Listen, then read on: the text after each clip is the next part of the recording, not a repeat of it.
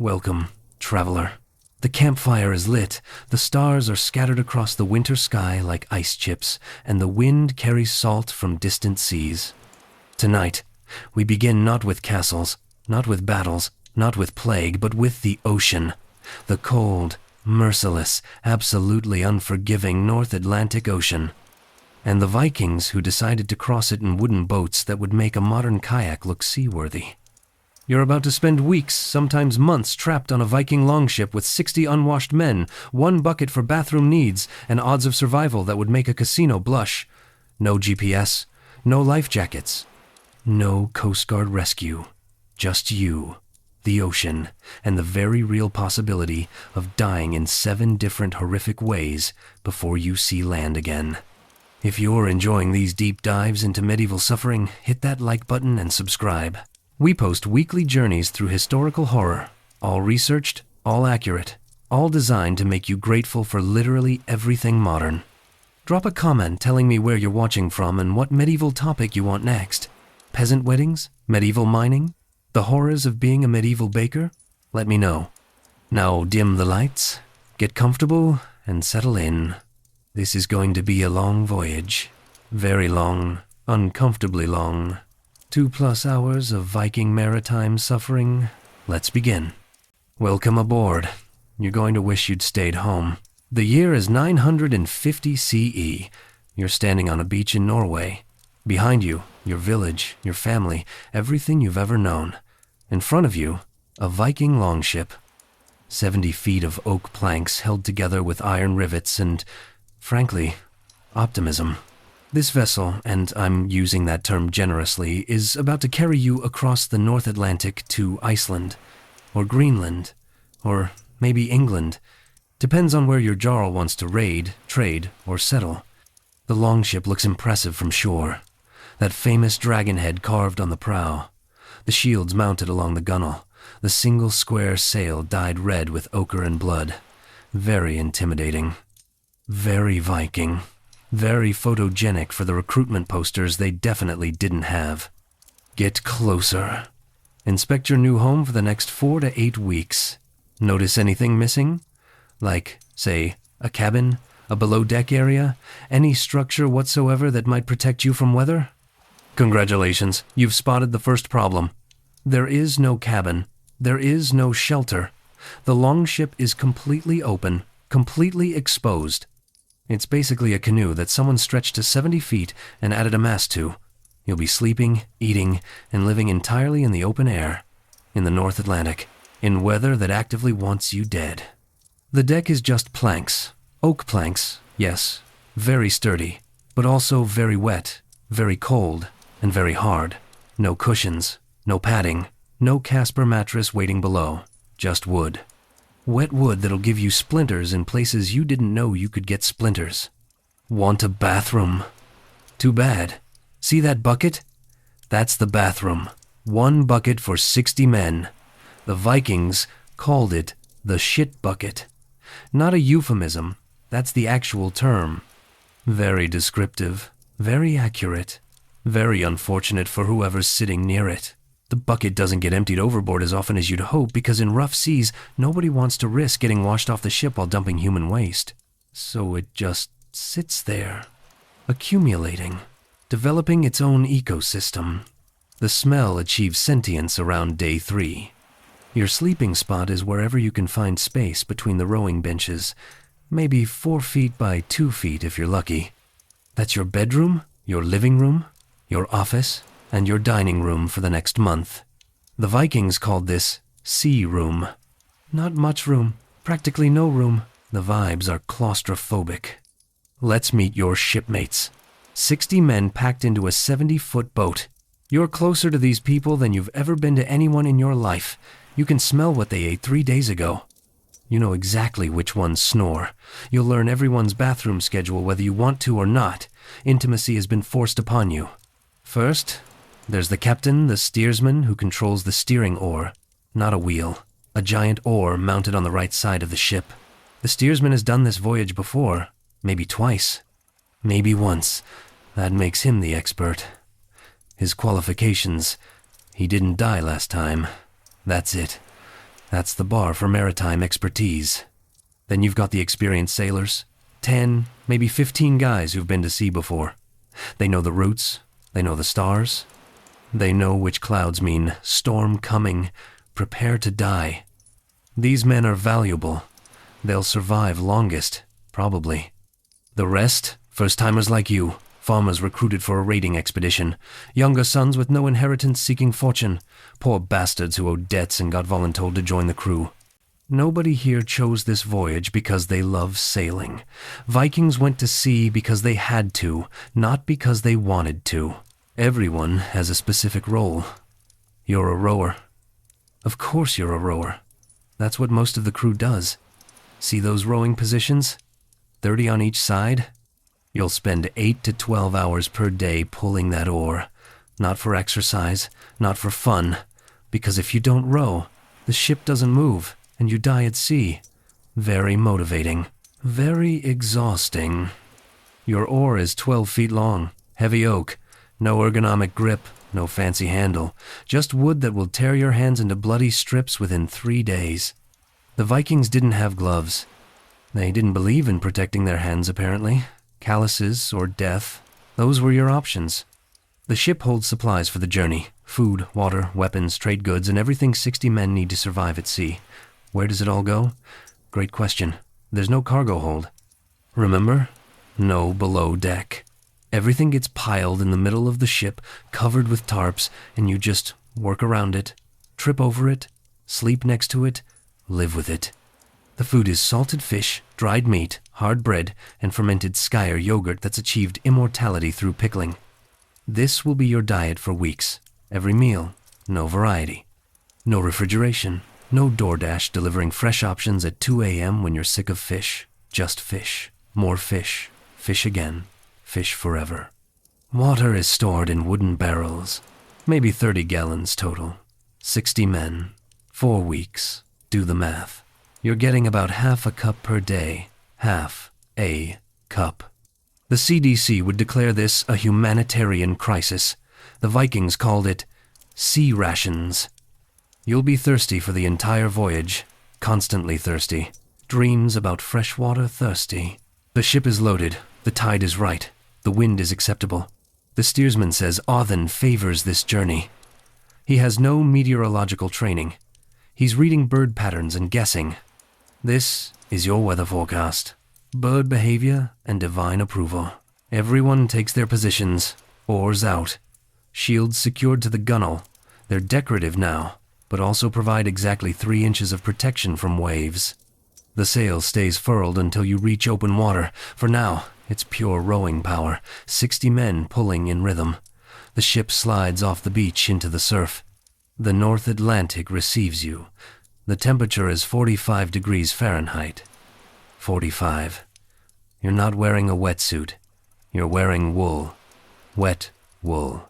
Heavy, soggy, will never dry again wool. If you fall in, you've got maybe 10 minutes before hypothermia shuts down your organs. No life jacket. No rescue boat, just cold water and certain death. The village grows smaller behind you. Your last view of Norway. Maybe your last view of home ever. The survival rate for Viking voyages varied wildly depending on destination and weather, but historians estimate anywhere from 10 to 30% of crews didn't make it back. 10 to 30. 1 in 10 to 1 in 3. Russian roulette odds on the optimistic end. You're 2 hours from shore. The waves are building. 4 feet, 6 feet, 8 feet. The Longship rides them like a roller coaster designed by someone who hates you. Up, down, up, down. The motion is constant, relentless. Your stomach is already protesting. You haven't eaten since this morning. Too bad. You're about to meet seasickness. Here's what nobody tells you about seasickness on a Viking voyage. Everyone gets it. Everyone. Even experienced sailors. The motion is too extreme, too constant, too chaotic. Your inner ear gives up trying to process the information and just screams, abort, abort, abort, while your stomach evacuates everything you've eaten in the past week. You're leaning over the side, vomiting into the North Atlantic, adding your contribution to the ocean's already impressive collection of human misery. The guy next to you is doing the same.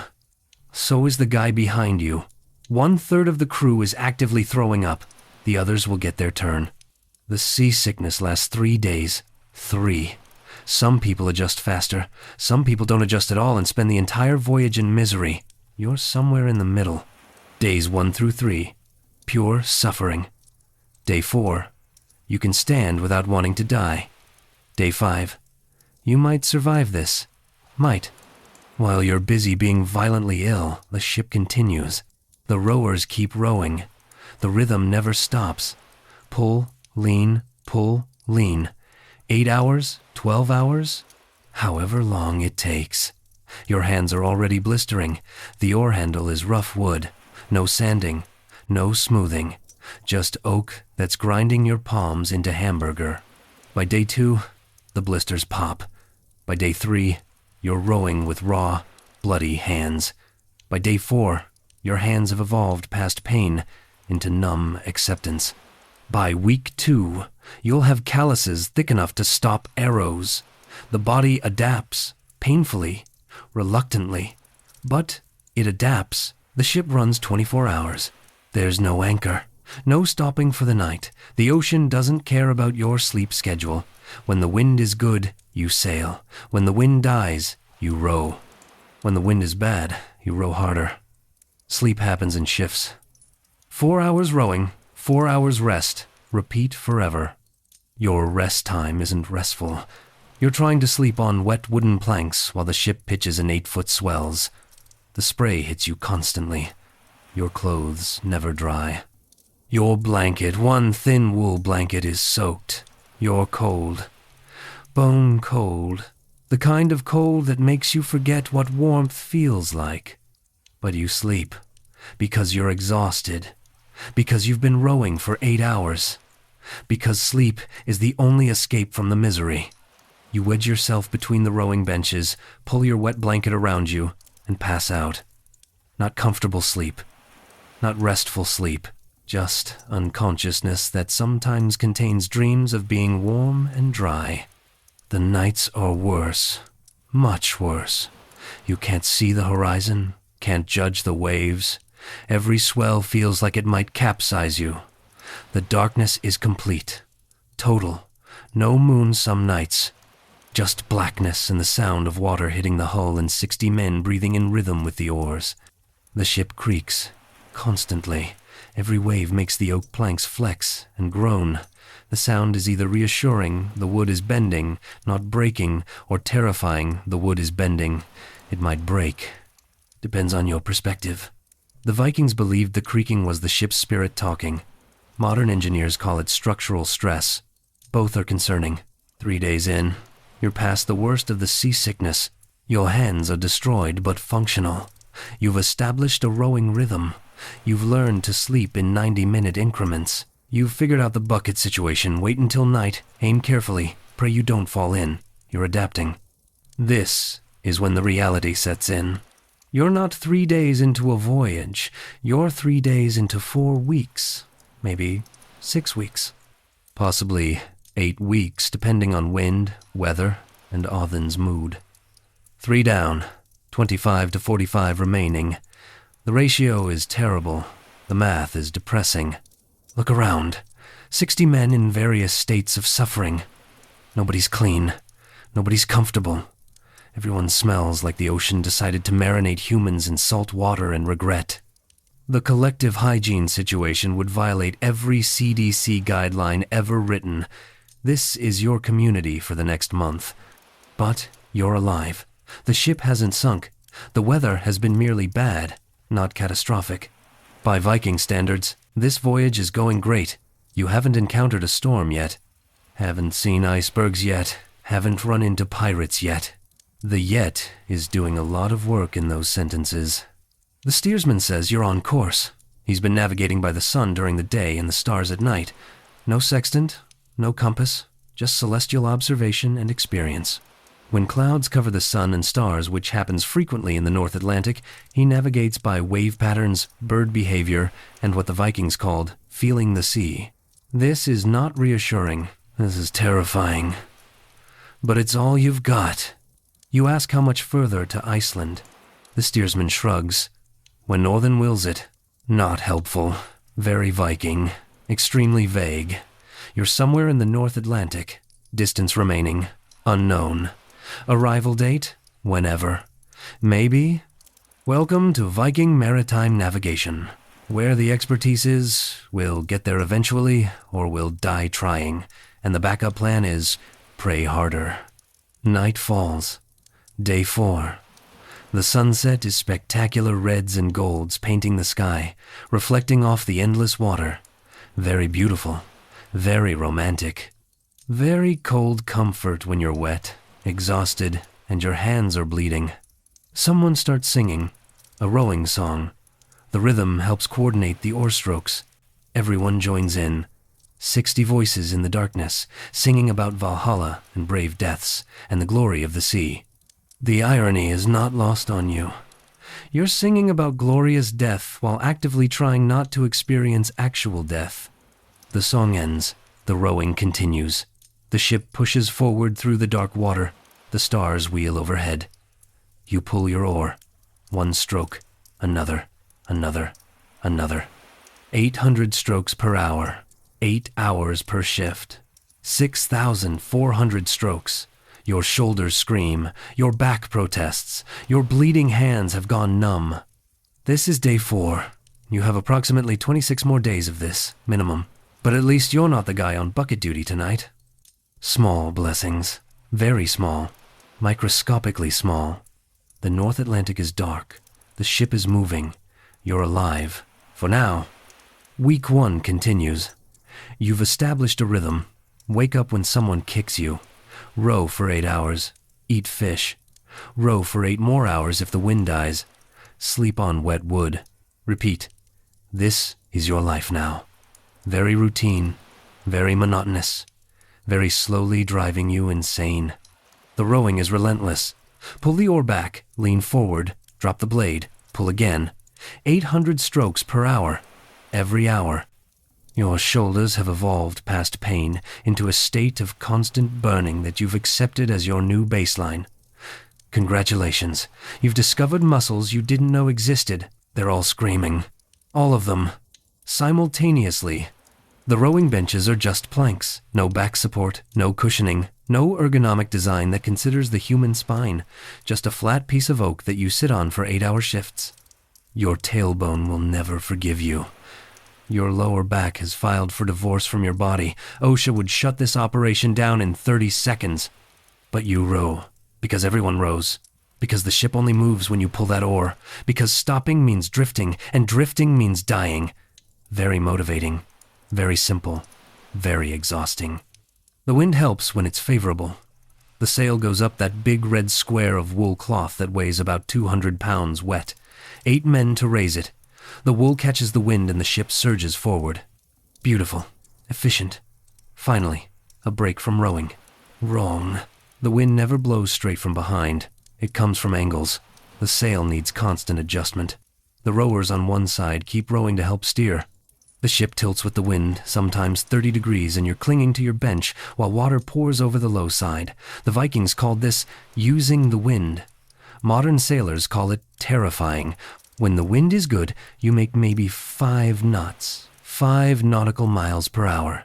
You could walk faster, you could crawl faster if you were motivated, but you're not on land, you're on water. 5 knots is fantastic. The ship practically flies. You're covering 120 miles per day. At this rate, you'll reach Iceland in a week. Then the wind dies. Completely. The North Atlantic goes glass smooth. The sail hangs limp. The ship stops moving. You're floating in the middle of the ocean with no wind and no way forward except rowing. All 60 men, all 30 oars. Back to work. Dead calm means rowing non-stop. 12-hour shifts. 16-hour shifts. However long it takes to make progress. You row until your hands bleed through the calluses, until your shoulders seize, until you physically cannot pull the oar anymore. Then you take a 4-hour break and do it again. Speedrunning exhaustion any percent. The steersman pushes hard during dead calm because he knows what's coming. The wind won't stay dead. It'll come back. When it comes back, it might come back angry. Better to make miles now while the ocean is calm than to fight for inches later during a storm. Day 7. 1 week at sea. You've rowed approximately 50,000 strokes. 50,000. Your hands look like ground beef. Your shoulders are locked in a permanent forward hunch. Your back makes sounds like breaking tree branches when you stand up. You smell like fish, salt, and despair. This is the best shape you'll be in for the entire voyage. Let's talk about the food situation. Remember those supplies? Salted fish, dried meat, hard bread, fermented skyr. That's the menu. No cooking, no heating, no preparation beyond, here, eat this. The ship has no kitchen, no fire. Fire on a wooden ship in the middle of the ocean is suicide. Everything is cold. Everything tastes like salt. Everything is terrible. Breakfast, chunk of dried fish, piece of hard bread that could double as a weapon, mouthful of water from your ration. That's it. No coffee, no eggs, no breakfast burrito from Chipotle. Just fish and bread. Welcome to your morning routine for the next month. The hard bread is genuinely hard. You can't bite through it. You have to soak it in water first, using your precious water ration or risk breaking your teeth. The Vikings called it ship's bread. Modern dentists call it job security. You soak it, wait 10 minutes, then gum it into submission. Delicious. Very fresh. Absolutely not. Stale blocks of flour held together by determination. Lunch. More fish. Different fish, maybe. Probably the same fish. Hard to tell when everything tastes like salt and regret. Sometimes you get dried meat. Sometimes it's salted pork. Sometimes it's mystery meat that nobody asks about because knowing would make it worse. Protein is protein. Dead animals are dead animals. Eat and don't think too hard. Dinner. Fish again. Surprise. You're shocked. Absolutely stunned that dinner is also fish. The Vikings lived on fish because Scandinavia is surrounded by ocean and fishing was reliable. Very practical. Very boring. Very fishy. By week 2, you'll dream about vegetables. By week 3, you'll hallucinate about fresh fruit. By week 4, you'll sell your sword for an apple. The skyr provides calories. Fermented, thick, sour yogurt that's been preserved in sealed containers. It tastes like regular yogurt that died and came back wrong. Sour, chunky. Definitely alive with beneficial bacteria. Maybe alive with harmful bacteria. Hard to tell. You eat it anyway because calories are calories and you're burning 5,000 per day rowing this boat. Water is precious. Half a cup per day. Maybe 3/4 if the supply is good. You're thirsty all the time. Constantly thirsty. The salt from the fish makes it worse. The spray from the ocean teases you water everywhere, not a drop to drink. The irony would be poetic if you weren't actively dying of thirst. Some crews bring ale. Small beer, low alcohol, safer than water, doesn't spoil as fast. Maybe a barrel for 60 men. That's 2 cups per person for the whole voyage. You drink it week 1 before it goes bad. Then you're back to water rations and prayers. The ale helps. Briefly. Then it's gone and you're thirsty again. Nobody's getting scurvy yet. That takes weeks, but it's coming. Vitamin C deficiency manifests around week 4 to 6. Your gums start bleeding. Your teeth loosen. Old wounds reopen. Your body basically falls apart. The Vikings didn't know about vitamins. They just knew that long voyages made people sick. Very sick. Mysteriously sick, then dead. The solution? Bring dried berries, preserved cloudberries, lingonberries, whatever Scandinavia grows. They contain vitamin C. Not much, but enough to delay scurvy. Maybe, if you're lucky. Some crews brought them, some didn't. Guess which type of voyage you're on. Go ahead. Guess. Day 9. Still no berries. Your gums are fine for now. Check back in 3 weeks. Let's discuss the hygiene situation. Actually, let's not discuss it. Let's just acknowledge it briefly and move on before you lose your lunch. Nobody bathes. Nobody changes clothes. Nobody brushes their teeth. 60 men in wet wool for weeks at a time. The smell is apocalyptic, biblical. The stench has achieved consciousness and is making decisions. You're wearing the same wool tunic you boarded with. It's wet. It's salty. It's growing things. Fungi, maybe. New life forms, possibly. It will never be clean again. You'll burn it when you reach land. If you reach land, if. The uncertainty is constant. Underwear? Never heard of her. The Vikings wore brays, loose linen pants under their tunics. They're wet, too. They chafe, constantly. You've got saltwater rashes in places you didn't know could rash. Everything hurts. Everything itches. Everything is wet and salty and wrong. Your hair is matted with salt spray. Your beard, if you have one, is crusted with dried sea water. Your skin is covered in a thin layer of salt that never washes off because the only water is more salt water. You've become a salt-encrusted version of yourself, a human jerky, preserved for later. The bucket situation has not improved. 1 bucket, 60 men, 4 weeks. Do the math. Don't actually do the math. The math is horrifying.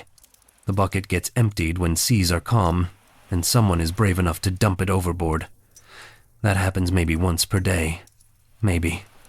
The rest of the time, it just accumulates. Some men don't use the bucket. They hang off the side of the ship. This is dangerous. Waves can wash you off. But it's also direct disposal. No bucket involvement. No smell accumulation. Just you, the ocean, and the very real risk of falling in and drowning while trying to take a shit. The Vikings made tough choices. Women on ships? Extremely rare. Most crews were all male. The few women who sailed merchants' wives, settlers heading to new lands, had it even worse. Same conditions, same lack of privacy. Same bucket. But with additional social complications the sagas don't discuss in detail.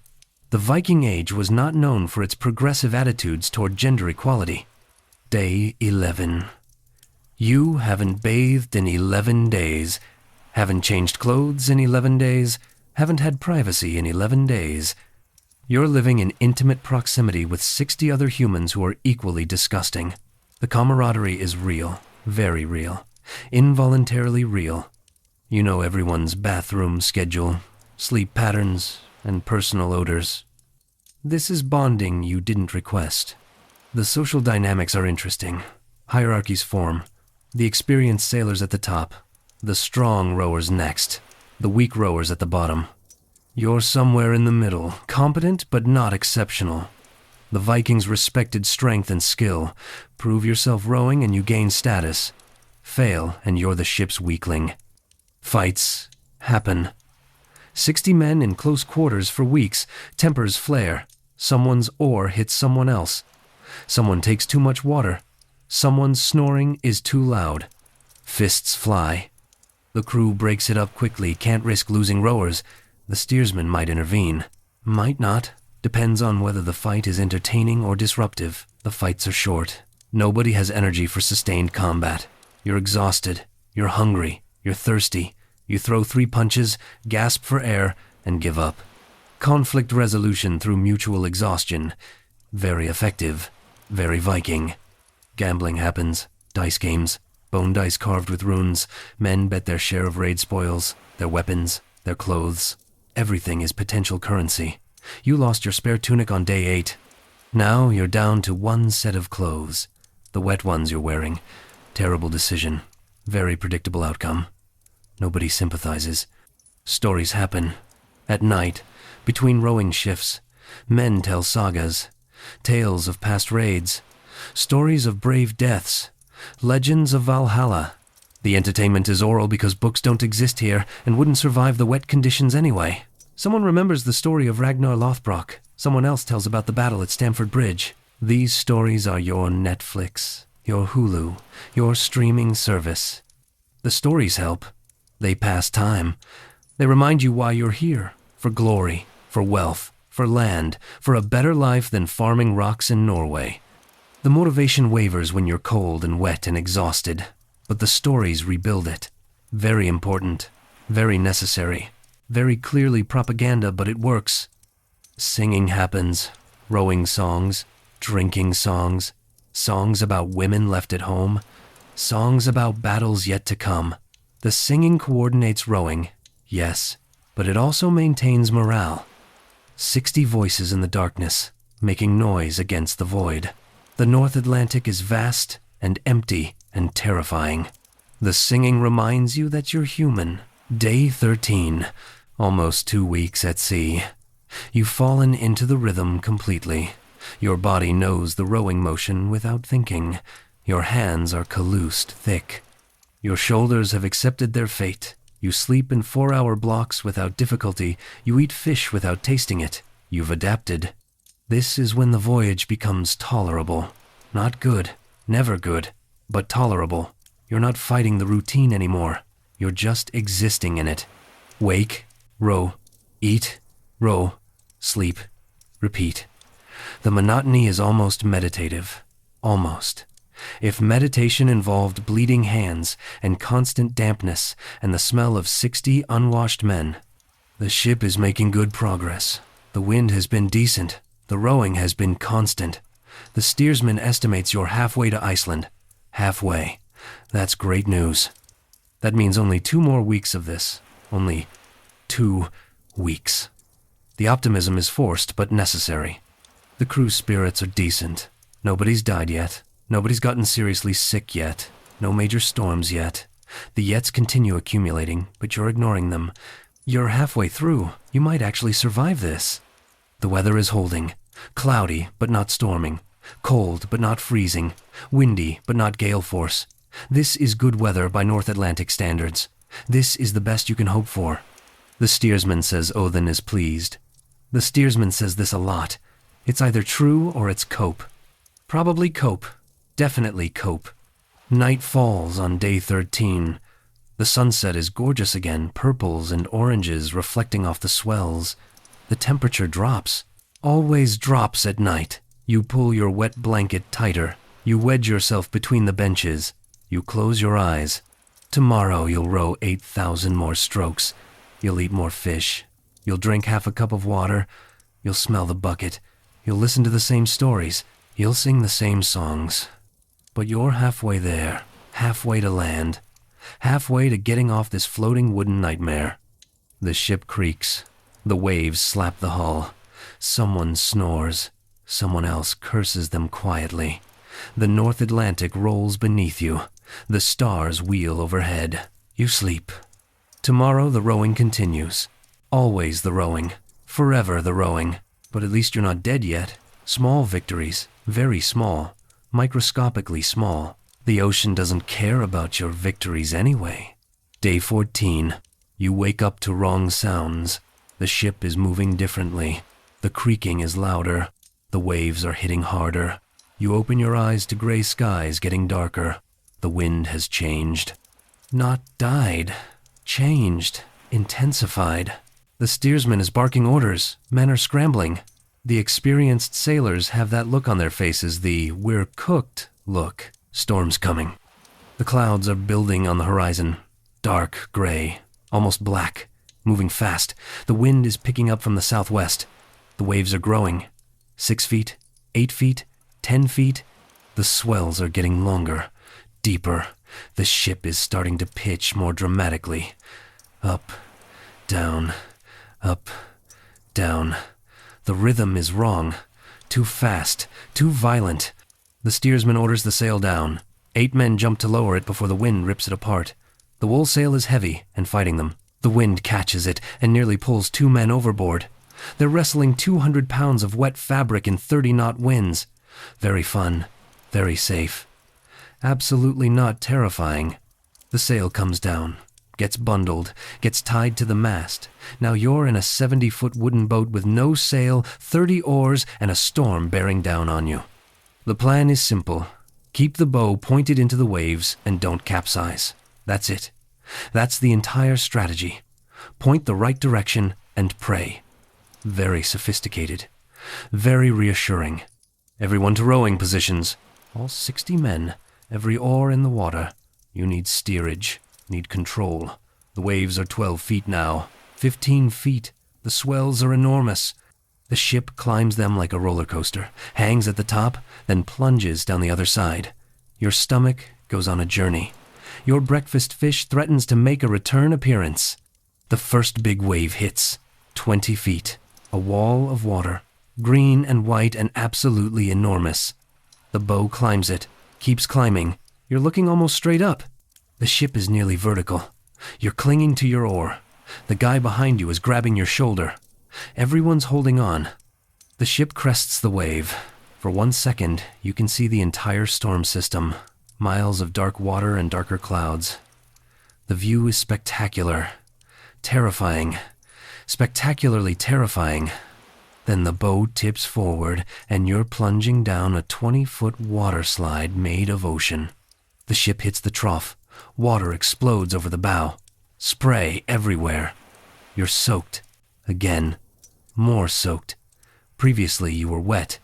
Now you're underwater adjacent. The wave washes down the length of the ship, crashes into the mast, keeps going, pours over the stern. 30 gallons of seawater just entered your boat. No problem. The Vikings designed for this. See those small gaps between the planks near the waterline? Those are drainage holes. The water runs out through them. Slowly. Very slowly. Not nearly fast enough because another wave is already coming. Wave 2 hits. More water enters the ship. Wave 3. Wave 4.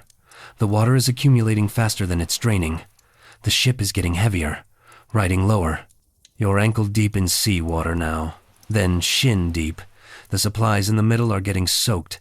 The bread is ruined. The dried meat is rehydrating the hard way. Bail. Everyone not rowing needs to bail. Half the crew grabs buckets, not the shit bucket, different buckets. Thank Othen and start scooping water overboard. Scoop, throw, scoop, throw. The water keeps coming. The bailing keeps happening. It's a race. Water in versus water out. You're losing. The waves are 25 feet now, 30 feet. The ship climbs them, crests them, plunges down them, over and over. The motion is violent, chaotic. Your inner ear has given up. Your stomach is in open revolt. Half the crew is vomiting while rowing. The other half is vomiting while bailing. Everyone's having a terrible time. You're rowing, have to row. The steersman is screaming to keep the bow pointed into the waves. If a wave hits you sideways, you capsize. Simple as that. The ship rolls over. Everyone dies. Cold water, hypothermia, drowning, death in minutes. So you row. You pull that oar with bleeding hands and screaming shoulders because the alternative is immediate death. The wind is 40 knots, 50 knots. The spray is horizontal, hitting your face like needles. Salt water in your eyes, your mouth, your nose. You can't see, can barely breathe. Just rowing blind, trusting the rhythm, following the man in front of you. Pull, lean, pull, lean. Don't think, don't stop, just row. A wave hits wrong. 30 feet, catches the ship at an angle. The whole vessel tilts. 30 degrees, 40 degrees. Water pours over the low side.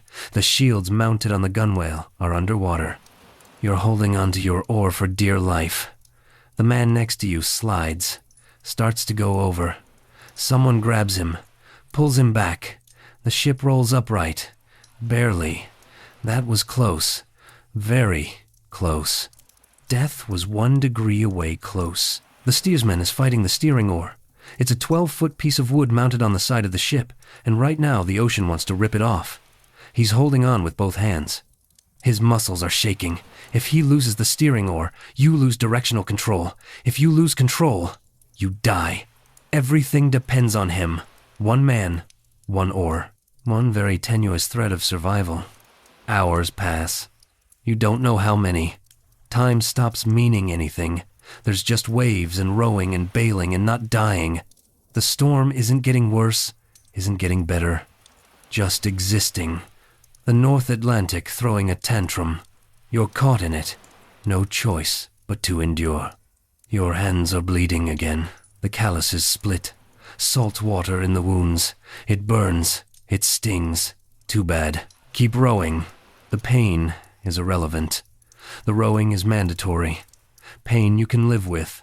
Stopping gets you killed. The ship is carrying maybe 500 gallons of water now. A ton of extra weight. The boat is sluggish, responding slowly. The drainage isn't keeping up. You need to bail faster, row harder. Do both simultaneously somehow. The Vikings didn't have shift rotations during storms. Everyone works. Everyone rows or bails. Sleep is for calm seas. This is not calm seas. Lightning. Suddenly there's lightning. Thunder. The storm has upgraded. The sky lights up. You see the waves clearly for 1 second, 35 feet, maybe 40. Mountains of water. Then darkness. Thunder so loud it physically hurts. The ship feels tiny. You are tiny, insignificant. The ocean could swallow you without noticing. The Vikings believed Thor caused thunder. Specifically, Thor riding his chariot across the sky, the wheels making noise. Right now, you believe it too. Thor is definitely up there, definitely angry, definitely throwing a fit. This is divine wrath in meteorological form. Rain starts. Not regular rain, storm rain. Horizontal sheets of water driven by 60-knot winds. It's like standing under a waterfall. A cold, violent, salty waterfall that's trying to drown you while you're still technically above water. You can't see 3 feet in front of you. The rain is that dense, that heavy. But here's the thing about rain on a Viking ship. It's fresh water. Fresh. The crew is opening their mouths, catching rainwater, drinking it. Your water ration is half a cup per day. This storm is offering unlimited fresh water. The irony is perfect. The ocean is trying to kill you while the sky is trying to hydrate you. Mixed signals. You catch rain in your mouth. It tastes like salt and misery, but it's wetter than your ration. Your thirst is temporarily addressed. Small blessing in the middle of catastrophe. Very small. Microscopically small. But you'll take it. Wave after wave after wave. The pattern continues. Climb, crest, plunge, crash. Water in, bail out. Row, row, row. Your muscles are operating on autopilot. Your brain has disengaged. There's no thought, just motion, just survival. You're not a person anymore. You're a rowing machine made of meat and suffering.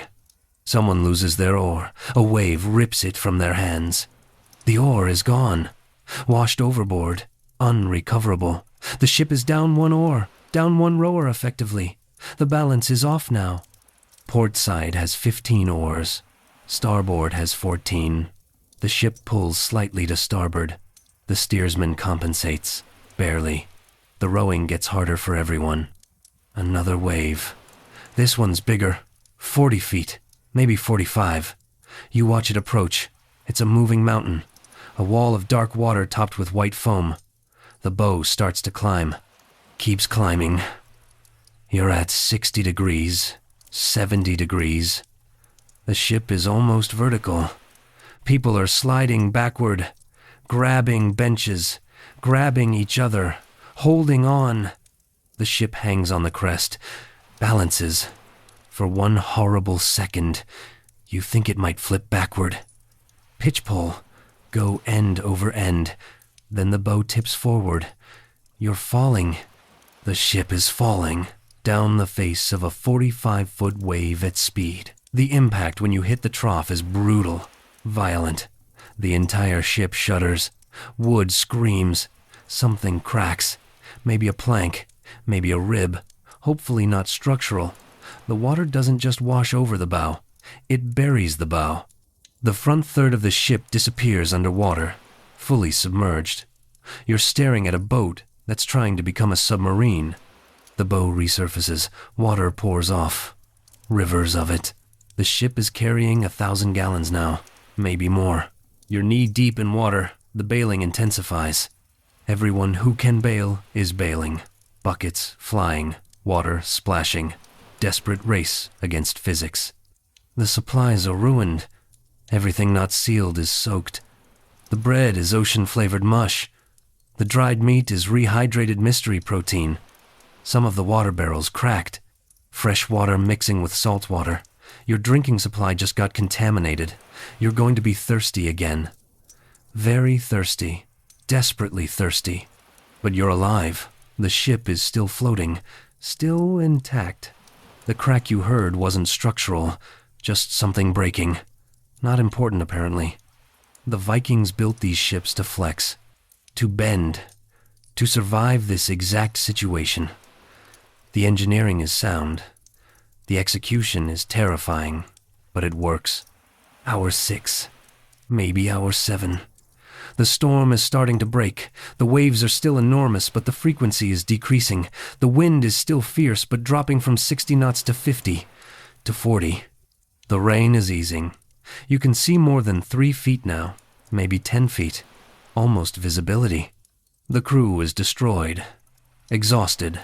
Several men are injured. Broken fingers from gripping too hard. Dislocated shoulders from fighting waves. One guy has a head wound, got hit by something. Maybe a loose barrel. Blood is running down his face. Nobody's treating it. No time. No supplies. He's conscious. He can row. He's fine by Viking standards. Your hands are ribbons. The skin is gone. You're rowing with exposed flesh. Every stroke is agony. Pure agony. But you keep rowing because the alternative is death. Pain is temporary. Death is permanent. The Vikings were very clear on this distinction. Hour 8. The storm passes. The clouds break. Sunlight. Actual sunlight. The waves are still 15 feet, but that's manageable now. Manageable compared to 45. Everything is relative. Your standards have adjusted. 15-foot seas are calm now. This is your new normal. The crew collapses. Not everyone. The rowing continues. But the bailing stops. The immediate crisis has passed. Men fall where they stand. Just lie down in the ankle-deep water, still sloshing around, and pass out. Nobody cares. Sleep is sleep. Wet sleep is better than no sleep. You want to collapse. Want to stop. Your body is screaming for rest. But you're on rowing rotation. Your shift continues. The ocean doesn't care that you just survived a storm. Doesn't give you recovery time. The rowing continues. Always the rowing. Forever the rowing. The steersman is checking damage. Walking the length of the ship, inspecting planks. He finds the crack. It's a rib, one of the curved pieces that gives the ship its shape. Cracked, but not broken. Not structural. The ship will hold. Probably. Maybe. Good enough. He counts the crew. 60 men boarded. 60 men remain. Nobody washed overboard. Nobody died. This is a miracle. Genuinely a miracle. Storms killed entire crews, sank whole ships. You just survived 8 hours of 40-foot seas and everyone lived. The luck is extraordinary. But the supplies are devastated. Half the food is ruined. Quarter of the water is contaminated. 1 oar is gone. The ship is damaged. The crew is injured. You're in worse shape now than before the storm. But you're alive. Alive counts for everything. The steersman announces you're off course. The storm pushed you north. Maybe 20 miles, maybe 50. Hard to tell without landmarks. You'll have to row south to compensate. Add days to the journey. The voyage just got longer. The rations just got shorter. The math is terrible. Nobody complains. You survived. That's what matters. The Vikings expected storms, planned for them. This is normal. This is what sea travel means. You just experienced a Tuesday by Viking standards. Very humbling, very exhausting. Night falls. Day 14. Or is it 15? You lost track during the storm. Time collapsed. Doesn't matter. You're alive. The ship is floating. The rowing continues. You eat cold, soggy fish. You drink half a cup of brackish water. You lie down on wet planks and close your eyes. Tomorrow the rowing continues. The voyage continues. The suffering continues. But you survived the storm. You're built different, apparently. Or just lucky. Probably just lucky. The ocean tried to kill you. Failed. It'll try again. Welcome to Week 3. Week 3 begins in misery. The storm destroyed more than supplies. It destroyed morale, broke spirits, revealed exactly how fragile your survival is. You're floating on wood in the middle of an ocean that wants you dead. The storm proved it. The ocean is hostile. Actively hostile. Very on brand for the North Atlantic. The temperature has dropped. You're further north now. The storm pushed you off course into colder water. The air is maybe 35 degrees Fahrenheit. The water is colder, maybe 40 degrees. The combination is lethal. Hypothermia territory. You're wet. Always wet. The wet never stops. Your body temperature is dropping. Constantly dropping. Hypothermia happens in stages. Stage 1. Shivering. You're shivering. Everyone's shivering. Uncontrollable. Shaking as your body tries to generate heat. Your muscles are burning calories, producing warmth, keeping you alive. This is fine. Uncomfortable, but fine. Your body is fighting back. Stage 2. Confusion. Slurred speech. Loss of coordination. Several crew members are there.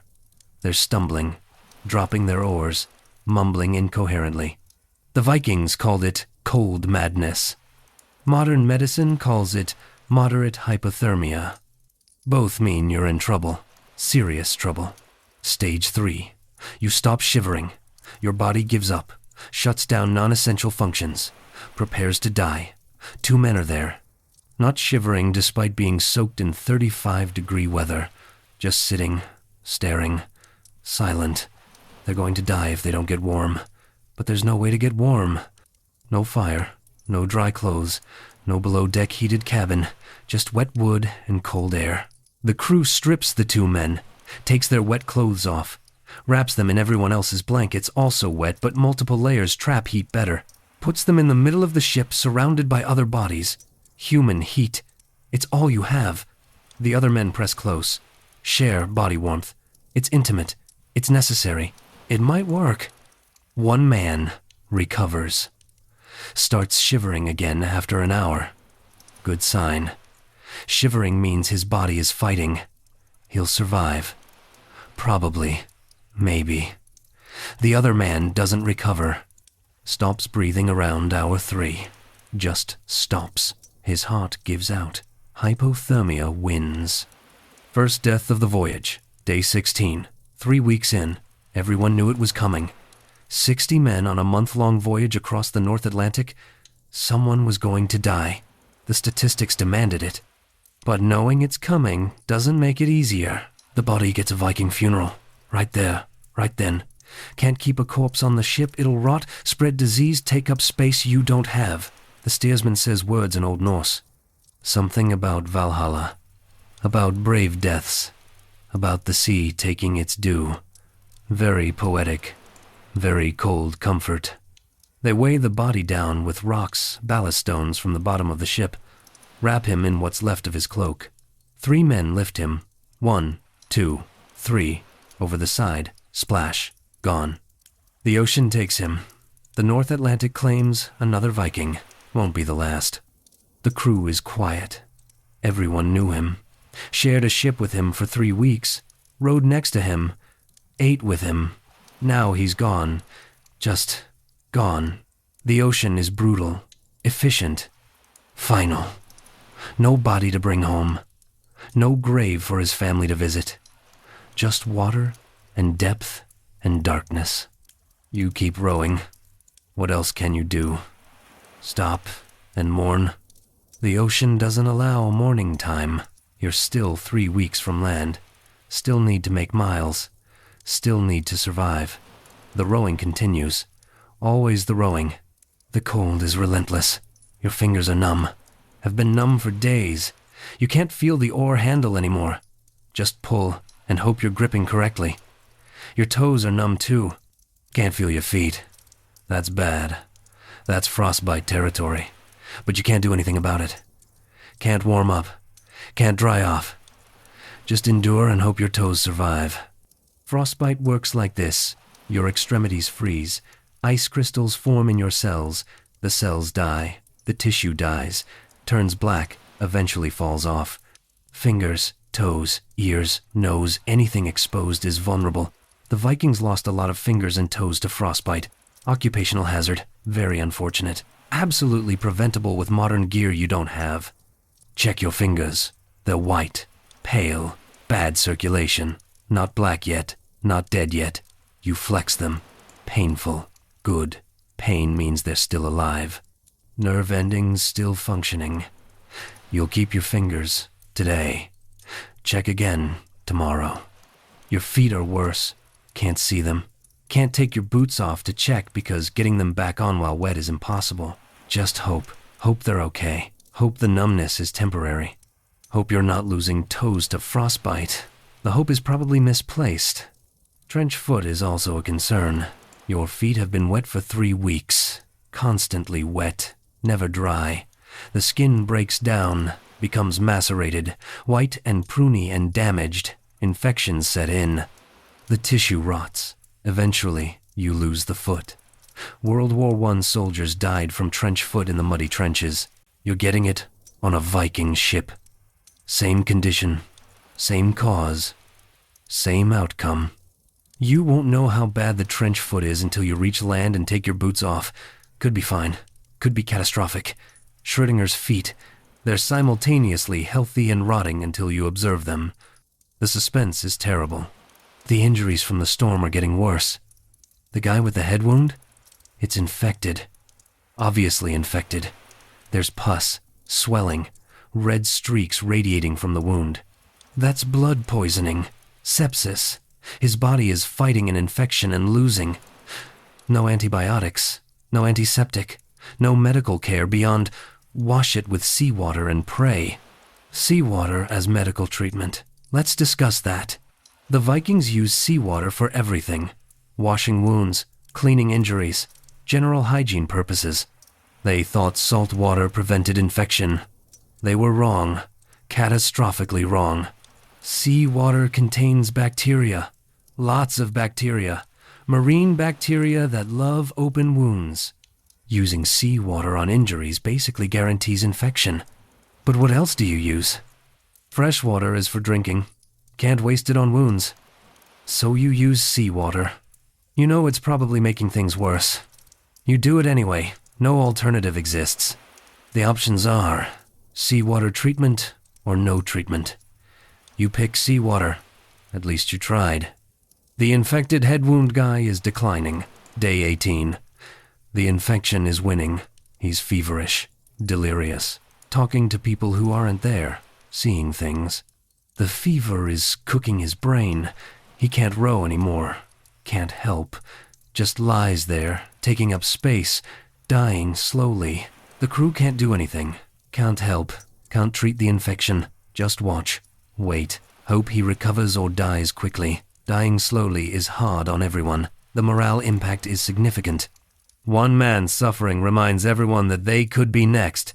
That death is always close. That the ship is basically a floating coffin for whoever's unlucky. He dies day 19. The infection wins. Another funeral. More words about Valhalla. More rocks. More splash. Gone. 2 men down. 58 remaining. The food situation is critical. Half the supplies were ruined in the storm. The remaining food is rationed heavily. You're getting maybe 1,200 calories per day. Maybe. You're burning 5,000. The math doesn't work. Your body is eating itself. Burning muscle for energy. You're losing weight. Rapidly losing weight. Everyone is. Look around. Everyone looks skeletal. Gaunt. Sunken eyes. Visible ribs. The Vikings were generally well fed on land, farming, fishing, raiding, provided decent nutrition. But 3 weeks at sea on reduced rations, you're all walking skeletons. The transformation is dramatic. The hunger is constant. Your stomach hurts. Always hurts. Gnawing, empty, desperate hunger. You think about food constantly, dream about it, hallucinate about it. Fresh bread, roasted meat, vegetables, fruit. Your brain tortures you with memories of meals past. Very helpful. Absolutely not making the hunger worse. The fish ration is down to 1 piece per day. 1. Small piece, maybe 4 ounces. That's breakfast, lunch, and dinner combined. 4 ounces of salted fish. The hard bread is gone, ruined in the storm. The dried meat is mostly gone. You're down to fish and prayers. Some men are eating leather. Their belts, their shoes, boiling the leather in seawater to soften it, then chewing it for hours to extract any possible nutrition. Does it provide calories? Questionable. Does it provide something to chew? Yes. The psychological benefit of eating something, anything, helps. The nutritional benefit is basically zero. The water situation is worse. Quarter of the supply was contaminated. Salt water mixed in. You can't drink it. Can't separate the salt. The remaining fresh water is rationed to a quarter cup per day. Quarter cup, 2 ounces. Your body needs 2 liters per day minimum. You're getting 2 ounces. The deficit is catastrophic. Dehydration sets in. Stage 1. Thirst. You're so thirsty you can't think about anything else. Your mouth is dry, tongue swollen, lips cracked and bleeding. Stage 2. Decreased urination. You haven't peed in 2 days. Your kidneys are shutting down, conserving water, trying to keep you alive. Stage 3. Confusion. Weakness. Several men are there. They're stumbling, falling, can't row effectively. Their bodies are failing. Dehydration is killing them. Slowly killing them. They need water. Everyone needs water. There is no water. It rains. Day 20. Suddenly, unexpectedly, it rains. Not a storm, just rain. Cold, steady rain. The crew goes insane. Everyone's opening their mouths, catching rainwater, drinking desperately. The steersman orders all containers opened. Buckets, barrels, cups, helmets, anything that holds water gets positioned to catch rain. The rain lasts 3 hours. You catch maybe half a gallon total, distributed among 58 men. That's an extra ounce per person. 1 ounce. Better than nothing. Barely better. But you'll take it. The thirst eases temporarily. Temporarily. Then it's back. Always back. Day 21. 3 weeks at sea. You're halfway through week 4. The estimated arrival is week 5. Maybe week 6. Depends on wind. Depends on rowing. Depends on whether anyone's alive to row by then. The crew is falling apart. 2 dead. 5 injured. 10 sick with various ailments, infections, cold-related illness, general decline. 41 men are functional. Functional is generous. They can row. Barely. They can bail. Slowly. They can survive. Temporarily. Scurvy is starting. You knew it was coming. Week 4 is when scurvy begins. Your gums are bleeding. Swollen. Tender. Your teeth feel loose. Not falling out yet, but loose. The vitamin C deficiency is manifesting. Your body is breaking down. Collagen production stops. Old wounds reopen. Your immune system crashes. One man's legs are covered in bruises, spontaneous bruising. His blood vessels are fragile, breaking under normal pressure. Purple splotches cover his calves, thighs, arms. He looks beaten. He wasn't beaten. His body is just falling apart from the inside. Very normal.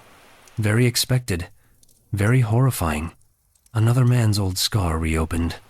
A wound from a raid 2 years ago. Healed completely on land. The scar tissue broke down from scurvy. Now it's bleeding again. An old injury becoming a new wound.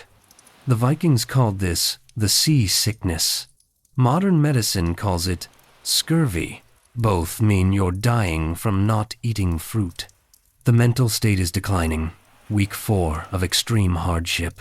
Constant cold, constant hunger, constant thirst, constant pain, no end in sight. Men are breaking, psychologically breaking. Some sit and stare at nothing. Others mutter to themselves. The isolation and suffering is too much. The human mind wasn't designed for this. One man tries to drink seawater. The thirst is driving him insane. He grabs a bucket, scoops ocean water, starts drinking. 3 men tackle him. Stop him. Seawater kills you. The salt content is too high. Your kidneys can't process it. You get diarrhea, lose more water, die faster. Drinking seawater accelerates dehydration, makes everything worse. But he doesn't care, doesn't understand. The thirst has broken his brain. He fights, screams, tries to reach the ocean. They restrain him, tie him to the mast. He'll stay there until the madness passes. If it passes, the Vikings called this sea madness. Happens on long voyages. Thirst and hunger and cold make people crazy. Very crazy. Dangerously crazy. Night falls on day 21. The stars are out. Beautiful. Indifferent. The North Star is visible. The steersman uses it for navigation. You're still on course. Roughly on course. Maybe 2 weeks from Iceland? Maybe 3? Maybe never? You lie down. Try to sleep. Your stomach cramps from hunger. Your mouth burns from thirst. Your hands throb from rowing. Your feet are numb. Your gums bleed. Everything hurts. Everything. But you're alive. 58 men remain. Alive. The voyage continues. Tomorrow you'll row another 8,000 strokes. You'll eat 4 ounces of fish. You'll drink 2 ounces of water. You'll bleed and hurt and freeze. And you'll survive. Because stopping means dying. And you're not dead yet. The ocean wants you dead. It's very clear about this. It will keep trying. Your job is to keep disappointing it. Day 23. The steersman has a problem. A big problem. A we might all die problem. He's lost. Not slightly off course. Lost. He hasn't seen the sun in 4 days. Hasn't seen stars in 3 nights. The clouds are constant. Thick. Impenetrable. His celestial navigation system, the only navigation system, is completely offline. The Vikings navigated by sun and stars. That's it. That's the whole system. Daytime. Watch the sun's position. Track its arc. Calculate latitude. Nighttime. Find the North Star. Maintain heading. It works. When you can see the sun and stars. When you can't, you're guessing. The steersman is currently guessing.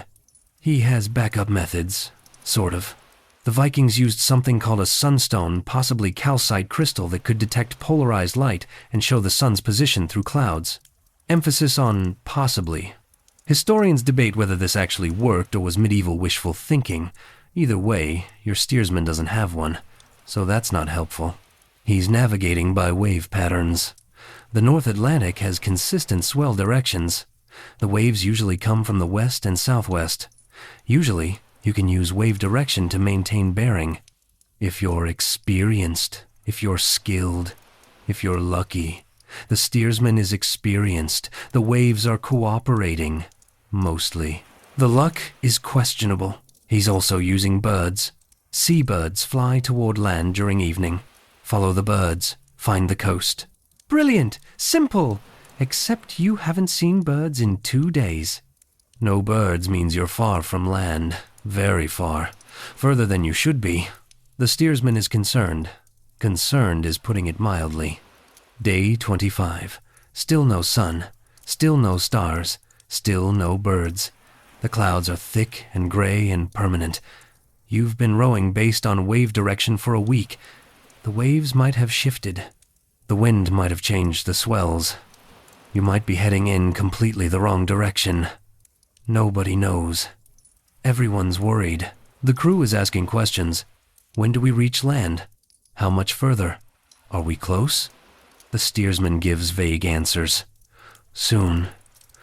When the gods will it. Keep rowing. He doesn't know. Can't admit he doesn't know. Admitting uncertainty would destroy morale. So he lies. Confidently lies. Leadership through deception. You're eating the last of the fish. The supplies are critically low. Maybe 3 days of food remaining. 3 days. If you don't reach land in 3 days, you're out of food. Completely out. Then what? Eat leather? Eat the sail? Eat each other? The options get dark fast. The water is almost gone too. 2 days remaining. Maybe.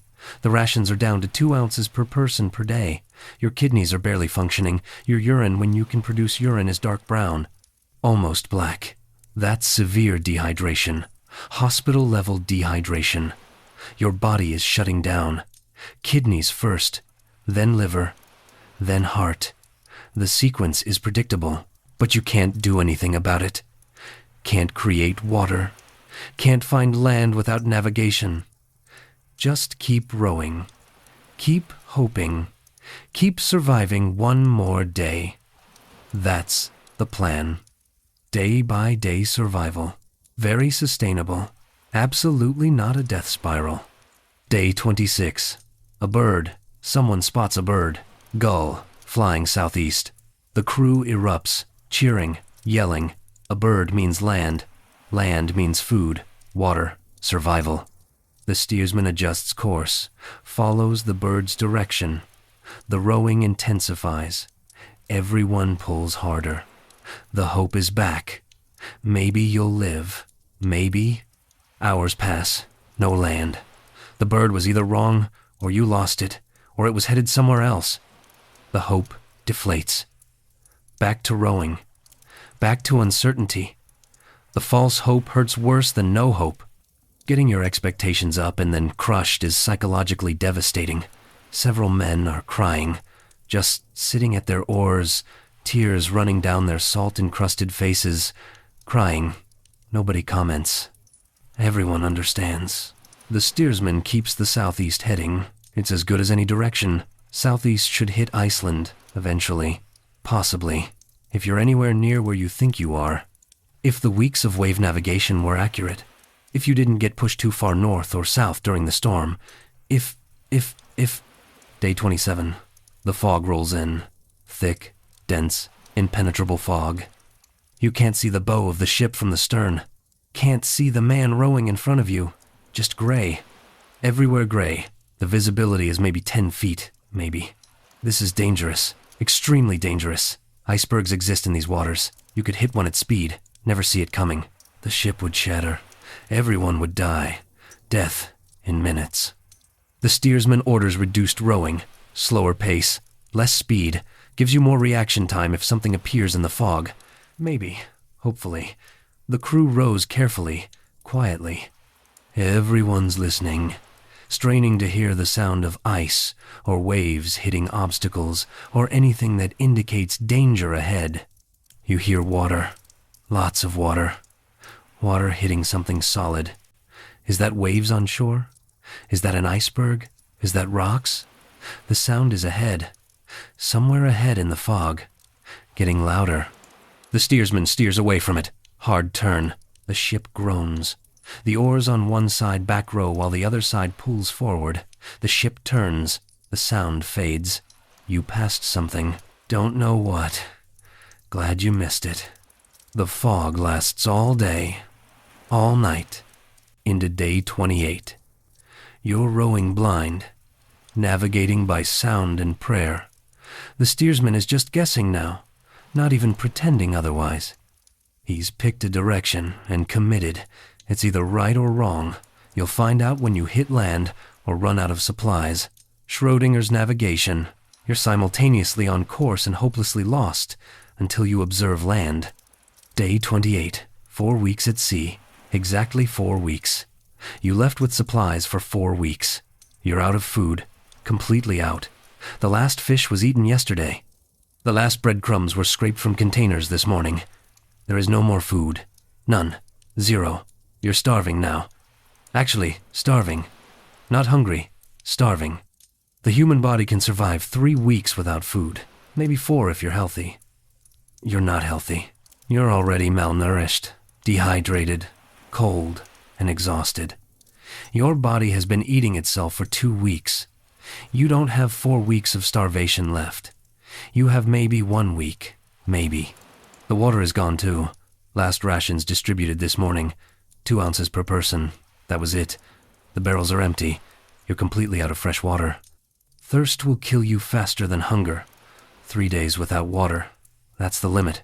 You have 3 days to find land or find rain or die of dehydration. The math is simple. Brutal. Final. 3 days of life remaining. Maximum. The crew knows it. Everyone knows it. The conversations have stopped. Nobody's singing. Nobody's telling stories, just rowing. Silent rowing. The ship is full of men and completely quiet. The only sound is oars hitting water, steady, rhythmic, desperate. Day 29. No food, no water. You're not sleeping anymore. Can't sleep. The thirst is too intense. Your body is too desperate. You lie down and your brain just screams, water, water, water, until you stand back up. Sleep deprivation on top of everything else. Very fun, absolutely not making the situation worse. Your tongue is swollen, fills your mouth. Speaking is difficult. The words come out slurred. Wrong. Your lips are cracked so deep they're bleeding. Your mouth tastes like copper and salt. Your throat is raw, burning. Every breath hurts. Swallowing hurts. Existing hurts.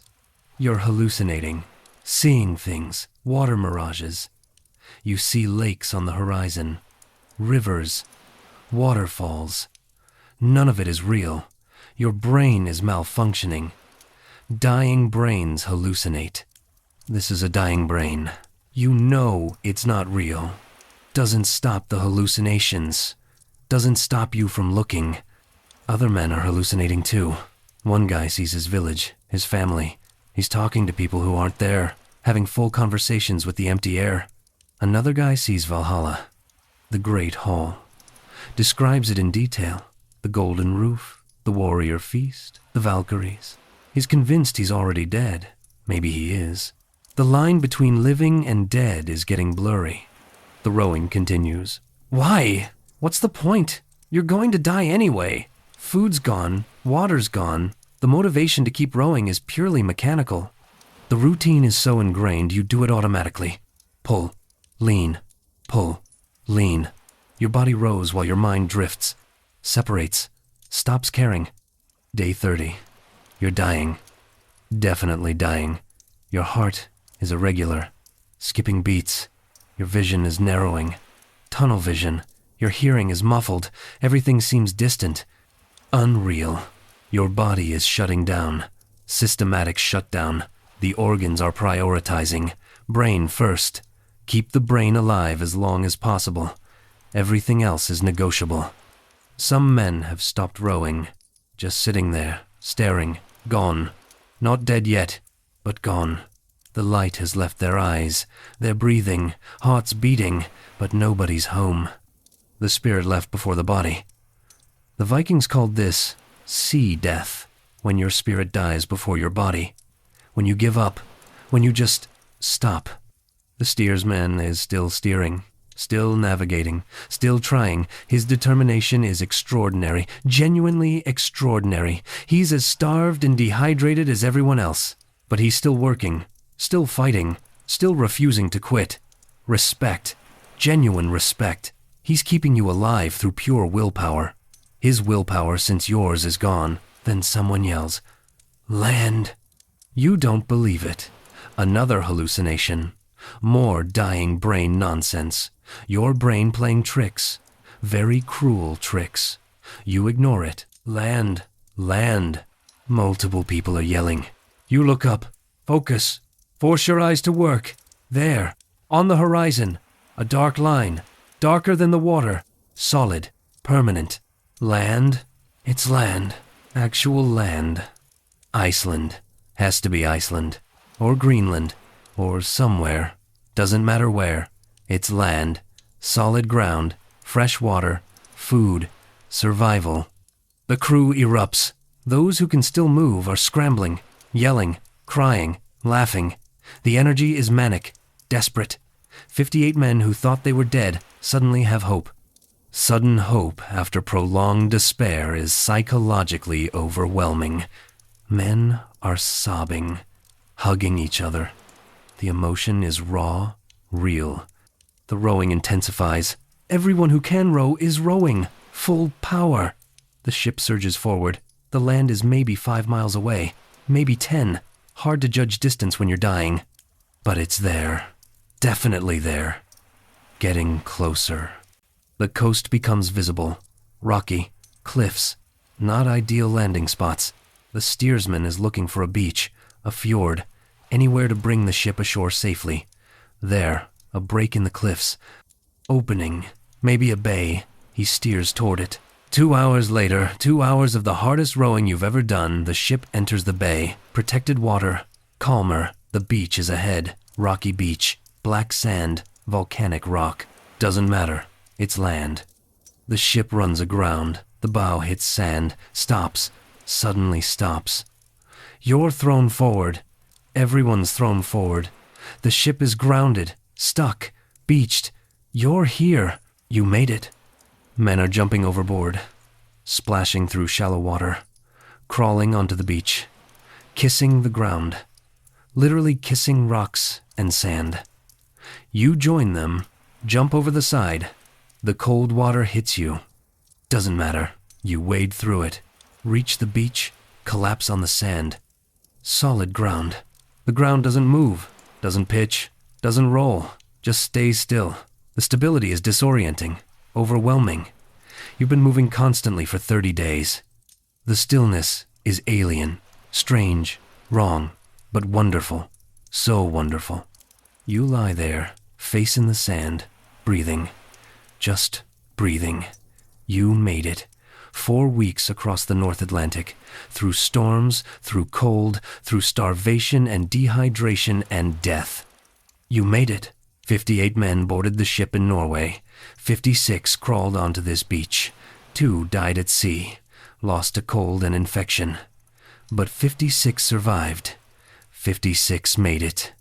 The odds were terrible. The journey was brutal. But you survived. These were real people, by the way. Real Vikings making this journey. Regularly making this journey. The Norse settled Iceland in the 870s. Made this voyage hundreds of times. Thousands of Vikings crossed the North Atlantic. Many died.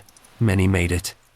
The survival rate improved with experience and better ships, but it was never safe, never easy, just necessary. They were trying to build new lives, escape overcrowding in Norway, find new land, create settlements. They endured this suffering for opportunity, for hope, for a chance at something better. We honor them by remembering how hard it was, how much they risked, how many died trying. You lie on the beach. The ground is solid. The air is still. You're alive. The voyage is over. But the journey isn't. Now you have to survive Iceland. That's a whole different nightmare. For now, though, rest. Just rest. You earned it. You're on land. Solid, beautiful, stationary land. The beach is rocky, cold, inhospitable. You don't care. It's not moving. The ground stays where ground should stay beneath you. Stable, predictable. After 30 days of constant motion, the stillness is miraculous. Genuinely miraculous. You could cry. Several men are crying, grown Viking warriors sobbing into volcanic sand. Nobody judges. Everyone understands. The first priority is water, fresh water. You're severely dehydrated. Multiple organ systems are failing. You need water immediately or you'll die on this beach after surviving the ocean. The irony would be spectacular. Tragic. Spectacularly tragic. The crew scatters, searching, looking for streams, springs, anything. Iceland is volcanic, rocky, but water exists. Glacial melt, underground springs, rainfall accumulation. You just need to find it. You stumble inland, legs barely working. You haven't walked in 30 days, haven't used your legs for anything except bracing during rowing. The muscles are atrophied, weak. You're wobbling like a newborn deer. 200 yards from the beach. There, a stream, small, maybe 6 inches wide. Clear water running over black rocks. Fresh water. You fall forward, face first into the stream, drinking, gulping. Your body screams for hydration. Your stomach cramps. Drinking too fast after severe dehydration causes problems. Vomiting. Electrolyte imbalance. You should drink slowly. Carefully. You don't care. You drink until you vomit, then drink more. Other men find the stream. 10 men. 20 men. Everyone's drinking. Faces in the water. Some are vomiting. Some are crying while drinking. The water is cold, pure, perfect. This is the best water you've ever tasted, ever will taste. Nothing will compare. The McDonald's Sprite of medieval Iceland, pure, cold, life-giving. You drink for 10 minutes. Your stomach hurts, distended. You've consumed maybe 2 liters.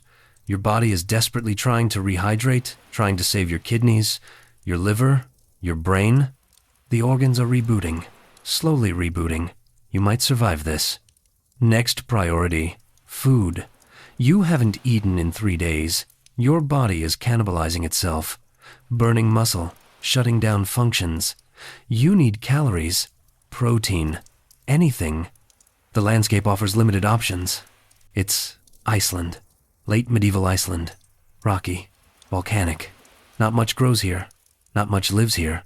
But there are birds, seabirds, puffins. They nest on cliffs, accessible if you're willing to climb.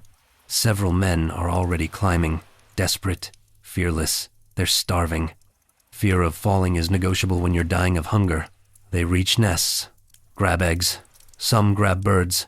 The birds protest, loudly. Doesn't matter. Food is food. The eggs come back to the beach. 20 eggs, maybe 30. Raw eggs. Nobody cares. Nobody's building a fire to cook them. You crack one open. Drink it.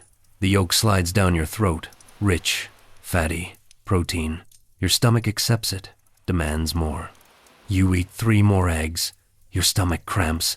You're eating too fast. Don't care. The hunger is overwhelming. Some men are catching fish. The bay has fish. They're using the ship's nets, pulling in cod, haddock, whatever bites. The fish are flopping on the beach. Men are eating them raw, biting into raw fish like apples. Blood and scales. No preparation, just consumption. The sight would horrify modern food inspectors. The Vikings don't care. Calories are calories. You eat raw fish. Tastes better than the salted fish from the Voyage. Fresh, cold, slimy, disgusting by normal standards. Delicious by starvation standards. Your body accepts it, processes it, converts it to energy. You feel slightly less dead, slightly. The recovery takes hours. You're lying on the beach, stomach full of water and raw protein. Your body is confused, shocked. You went from dying to surviving in 2 hours. The transition is jarring. Physiologically jarring. Your systems don't know what to do. Heart rate is normalizing. Blood pressure is stabilizing. Kidney function is resuming. But slowly, everything slowly. Your hands are destroyed. Look at them. Really look. The calluses are thick good, but underneath, the skin is raw, infected. Several fingers are swollen, possibly fractured from gripping too hard. The saltwater exposure caused infections, bacterial infections. Your hands need medical care. Won't get it. Medieval Iceland doesn't have urgent care clinics. You'll heal, or you won't. The body decides. Your feet are worse. You take your boots off. First time in 30 days. The smell is apocalyptic.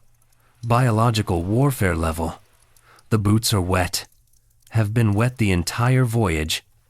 Your feet are white, wrinkled, macerated, trench foot, advanced trench foot. The skin is peeling. Some areas are black, necrotic, dead tissue. You might lose toes. Probably will lose toes. The Vikings lost toes regularly. Occupational hazard, but you're alive. Your feet are damaged, but you're alive. Damaged feet are better than being dead. The priorities are clear, very clear. The crew assesses damage. 56 men on the beach. 56 survivors. 2 died during the voyage. That's a 96% survival rate. That's actually good. Excellent by Viking standards. Some voyages lost half the crew. Some lost everyone. You lost 2. The crew got lucky. Very lucky. But the survivors are wrecked. Everyone has trench foot. Everyone has scurvy starting. Everyone has malnutrition. Everyone has injuries, frostbite, infections, dehydration damage. The crew is functional, but barely. You survived the voyage. Now you need to survive the recovery. The ship needs repairs. Remember that cracked rib from the storm? It's worse. Structural damage. The hull is leaking. Not catastrophically, just steadily. The ship took damage from 30 days of North Atlantic abuse. Needs repairs before the return voyage. The return voyage.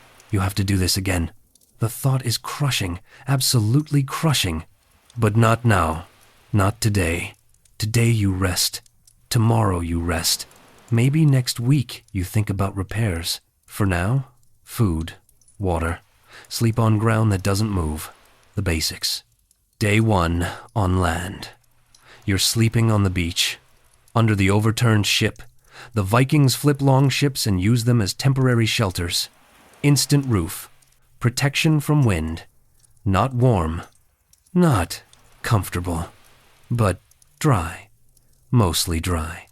Better than the open deck. You lie on volcanic sand and close your eyes. You sleep for 14 hours. Straight. Your body shuts down completely. Goes into recovery mode. Deep, dreamless sleep. When you wake up, it's late afternoon. Day 2. You're stiff. Sore.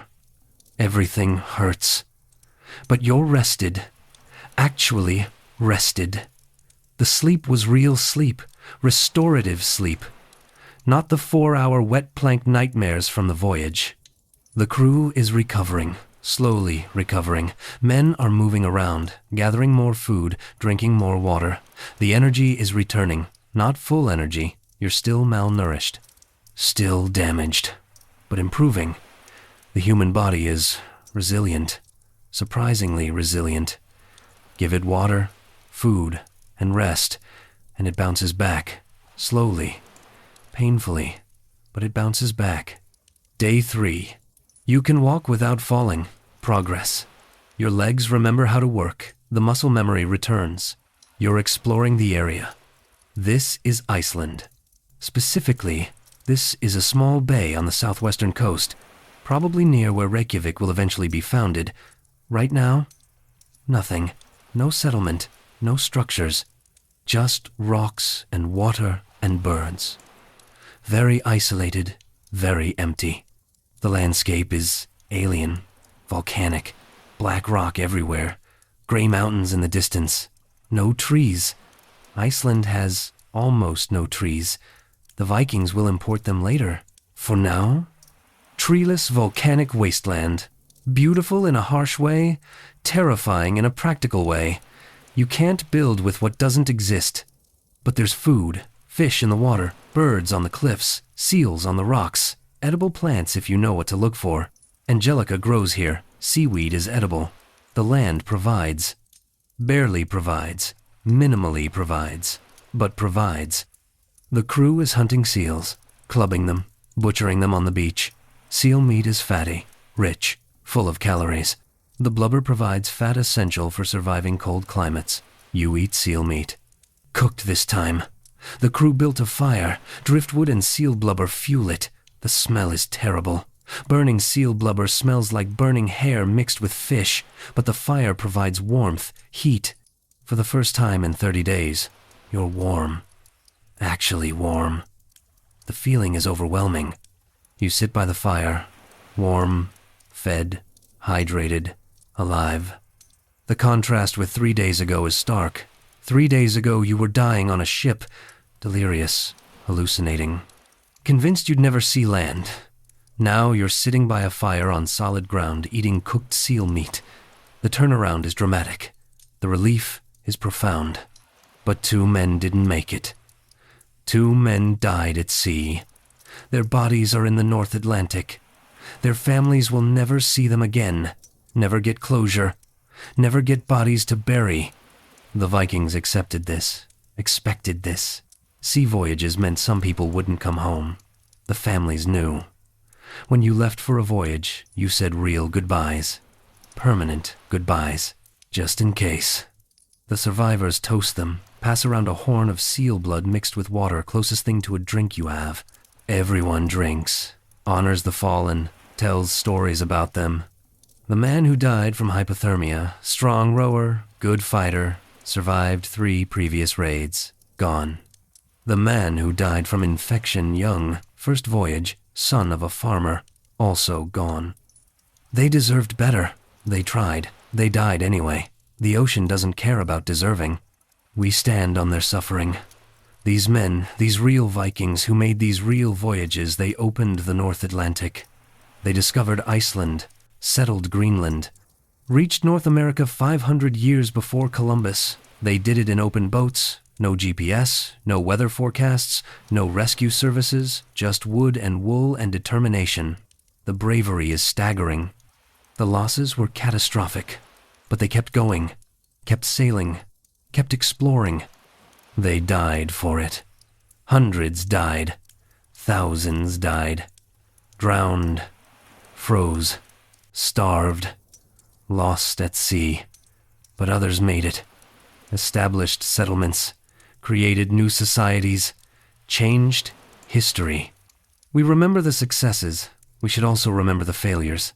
The men who died trying. The ships that never arrived. The families that waited forever for sailors who never returned. You made it. 56 out of 60 made it. That's lucky. You're lucky. The voyage could have killed everyone.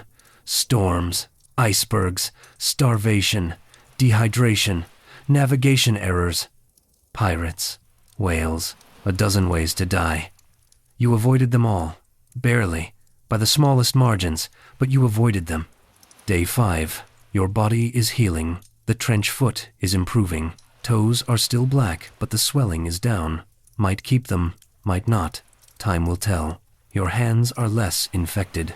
The swelling is reduced. Your gums stopped bleeding. The fresh food is providing vitamin C. The scurvy is reversing. Your body is rebuilding, recovering, adapting. The ship is being repaired. Men are working on the hull, replacing the cracked rib, sealing leaks with tar and moss. Vikings were excellent shipwrights. They can repair almost anything with basic tools. The ship will be seaworthy again, eventually. Then you'll sail back to Norway, or sail somewhere else. The voyage continues, always continues. But not today. Today you're recovering. Eating, sleeping, healing. The beach is temporary home. The overturned ship is temporary shelter. Eventually you'll move inland, find the settlement, join the Icelandic community, or return to Norway, or continue raiding, or trading, or exploring. The future is open, uncertain, terrifying, exciting. You survived the North Atlantic. That's the accomplishment. That's the achievement. You crossed one of the most dangerous oceans on Earth in a wooden boat with 60 men and minimal supplies. You made it. You're alive. You earned this moment, this rest, this recovery. The fire crackles. The seal meat roasts. The waves crash on the beach. The same waves that nearly killed you. But you're on land now. Solid land. Safe land. The ocean can't touch you here. For now, anyway. Eventually you'll sail again. All Vikings sail again. The sea calls, always calls, but not yet, not today. Today you rest, you eat, you heal, you survived. That's enough. More than enough. The campfire is warm. The night is calm. You're alive. Against all odds, despite everything. You're alive. Welcome to Iceland, traveler. You made it. Barely made it, but made it nonetheless. Week 2 on land. You've recovered. Mostly recovered. Your body has adapted to solid ground again. The trench foot is healing. You kept 8 toes. Lost 2. The black ones fell off, day 7. Painlessly fell off. Just gone. Your body ejected dead tissue. Very efficient. Very disturbing. You now have 8 toes total. 4 per foot. Walking is different. Balance is off. But you adapt. Humans adapt to everything given time. The ship is repaired. The crew worked for 12 days straight. Replaced the cracked rib. Sealed every leak. Reinforced weak points. Retarred the hull. The ship is seaworthy again. Maybe more seaworthy than before. The repairs were thorough, comprehensive. The Vikings knew their survival depended on that ship. The work quality reflects that. Now comes the terrible realization, the crushing, soul-destroying realization. You have to sail back across the North Atlantic, back to Norway. 4 weeks minimum, possibly 6. The same voyage you just survived. Again, the thought is paralyzing, genuinely paralyzing. Some men refuse. 5 men. 5 survivors decide they're staying in Iceland. They'll settle here, build farms, join the Norse communities inland, never sail again. Never risk the Atlantic again. The steersman doesn't argue, doesn't pressure them. Their choice. Stay or sail. Both are valid. Both have consequences. That leaves 51 men for the return voyage. 51. You boarded with 60. Lost 2 at sea. Lost 5 to Iceland. You're down 9 men. The rowing will be harder. The workload distributed among fewer people. The shifts will be longer. This voyage will be worse. Mathematically worse. The supplies are loaded. You learned lessons from the outbound voyage. More water this time. Double the barrels. More dried fish. More seal meat, smoked and preserved. Seal blubber for emergency calories. Dried seaweed for scurvy prevention. The Vikings are learning, adapting. The survival rate improves with each voyage as knowledge accumulates. But you're still crossing the North Atlantic in a wooden boat. The fundamental danger hasn't changed. The ocean is still hostile. The storms still come. The cold still kills. You're just slightly better prepared. Slightly. The improvement is marginal. Day 1 of return voyage. You push off from the beach. The ship slides into the water. The familiar motion returns. The pitching. The rolling. Your stomach remembers. Protests immediately. The seasickness is back. Of course it's back. 2 weeks on land, reset your body. Now you're readapting. Again. The nausea is brutal. The rowing begins. Pull. Lean. Pull. Lean. Your hands have healed. New skin. Soft skin. The calluses are gone. You're rowing with tender hands. Within an hour, the blisters are back. Popping. Bleeding. The cycle repeats. Your body must rebuild those calluses. Must toughen. Must adapt. Again. The crew is quiet. Nobody's excited. Nobody's singing. Everyone knows what's coming. 4 to 6 weeks of suffering, of cold and wet and hunger and exhaustion. Everyone just survived this. Now they're volunteering for it again. The insanity is apparent. Very apparent. Nobody comments on it. What's there to say? Week 1 passes. Smooth. No storms. Decent wind. Good progress. The rowing is constant, but manageable. The supplies are holding. The water is adequate. Everything is going well. Too well. The crew is suspicious, waiting for disaster. The North Atlantic doesn't grant easy passages. This calm feels like a trap. Day 10. The trap springs. Storm. Massive storm. Worse than the outbound storm. The waves are 40 feet immediately. 50 feet. The wind is 60 knots, 70 knots. You're in hurricane-level conditions. The Vikings didn't know the term hurricane. They called it Aegir's wrath, the sea god's anger. Modern meteorologists call it extratropical cyclone. Both mean you're probably going to die. The ship is climbing 50-foot waves, nearly vertical climbs. You're clinging to your oar. The guy behind you is holding your belt. Chain of survival. Everyone holding someone. The ship crests a wave. Hangs. The bow is pointing straight up. You're looking at the sky. Then falling. Plunging down the face. The drop is endless. Terrifying. Your stomach is in your throat. Impact. The ship hits the trough like hitting concrete. The whole vessel shudders. Wood screams. Something breaks. You hear it snap. Clear snap. A plank? A rib? Please not the mast. If the mast breaks, you lose the sail. Lose half your propulsion. The rowing becomes mandatory. Forever rowing. The mast holds Whatever broke wasn't the mast. Small blessing, very small. The ship is filling with water, faster than you can bail, knee deep, thigh deep. You're sitting in a boat that's trying to become a swimming pool. The bailing is desperate, frantic. 20 men bailing, 30 men rowing, everyone working, nobody resting. Wave after wave, hour after hour. The storm doesn't break, doesn't ease, just continues, relentless, endless. Your arms are burning, your back is seizing. Your hands are bleeding through the new blisters, blood mixing with seawater, salt in wounds. The pain is white hot, blinding. You keep rowing. What else can you do? Stop and die? Row and maybe live? The choice is obvious. Someone goes overboard.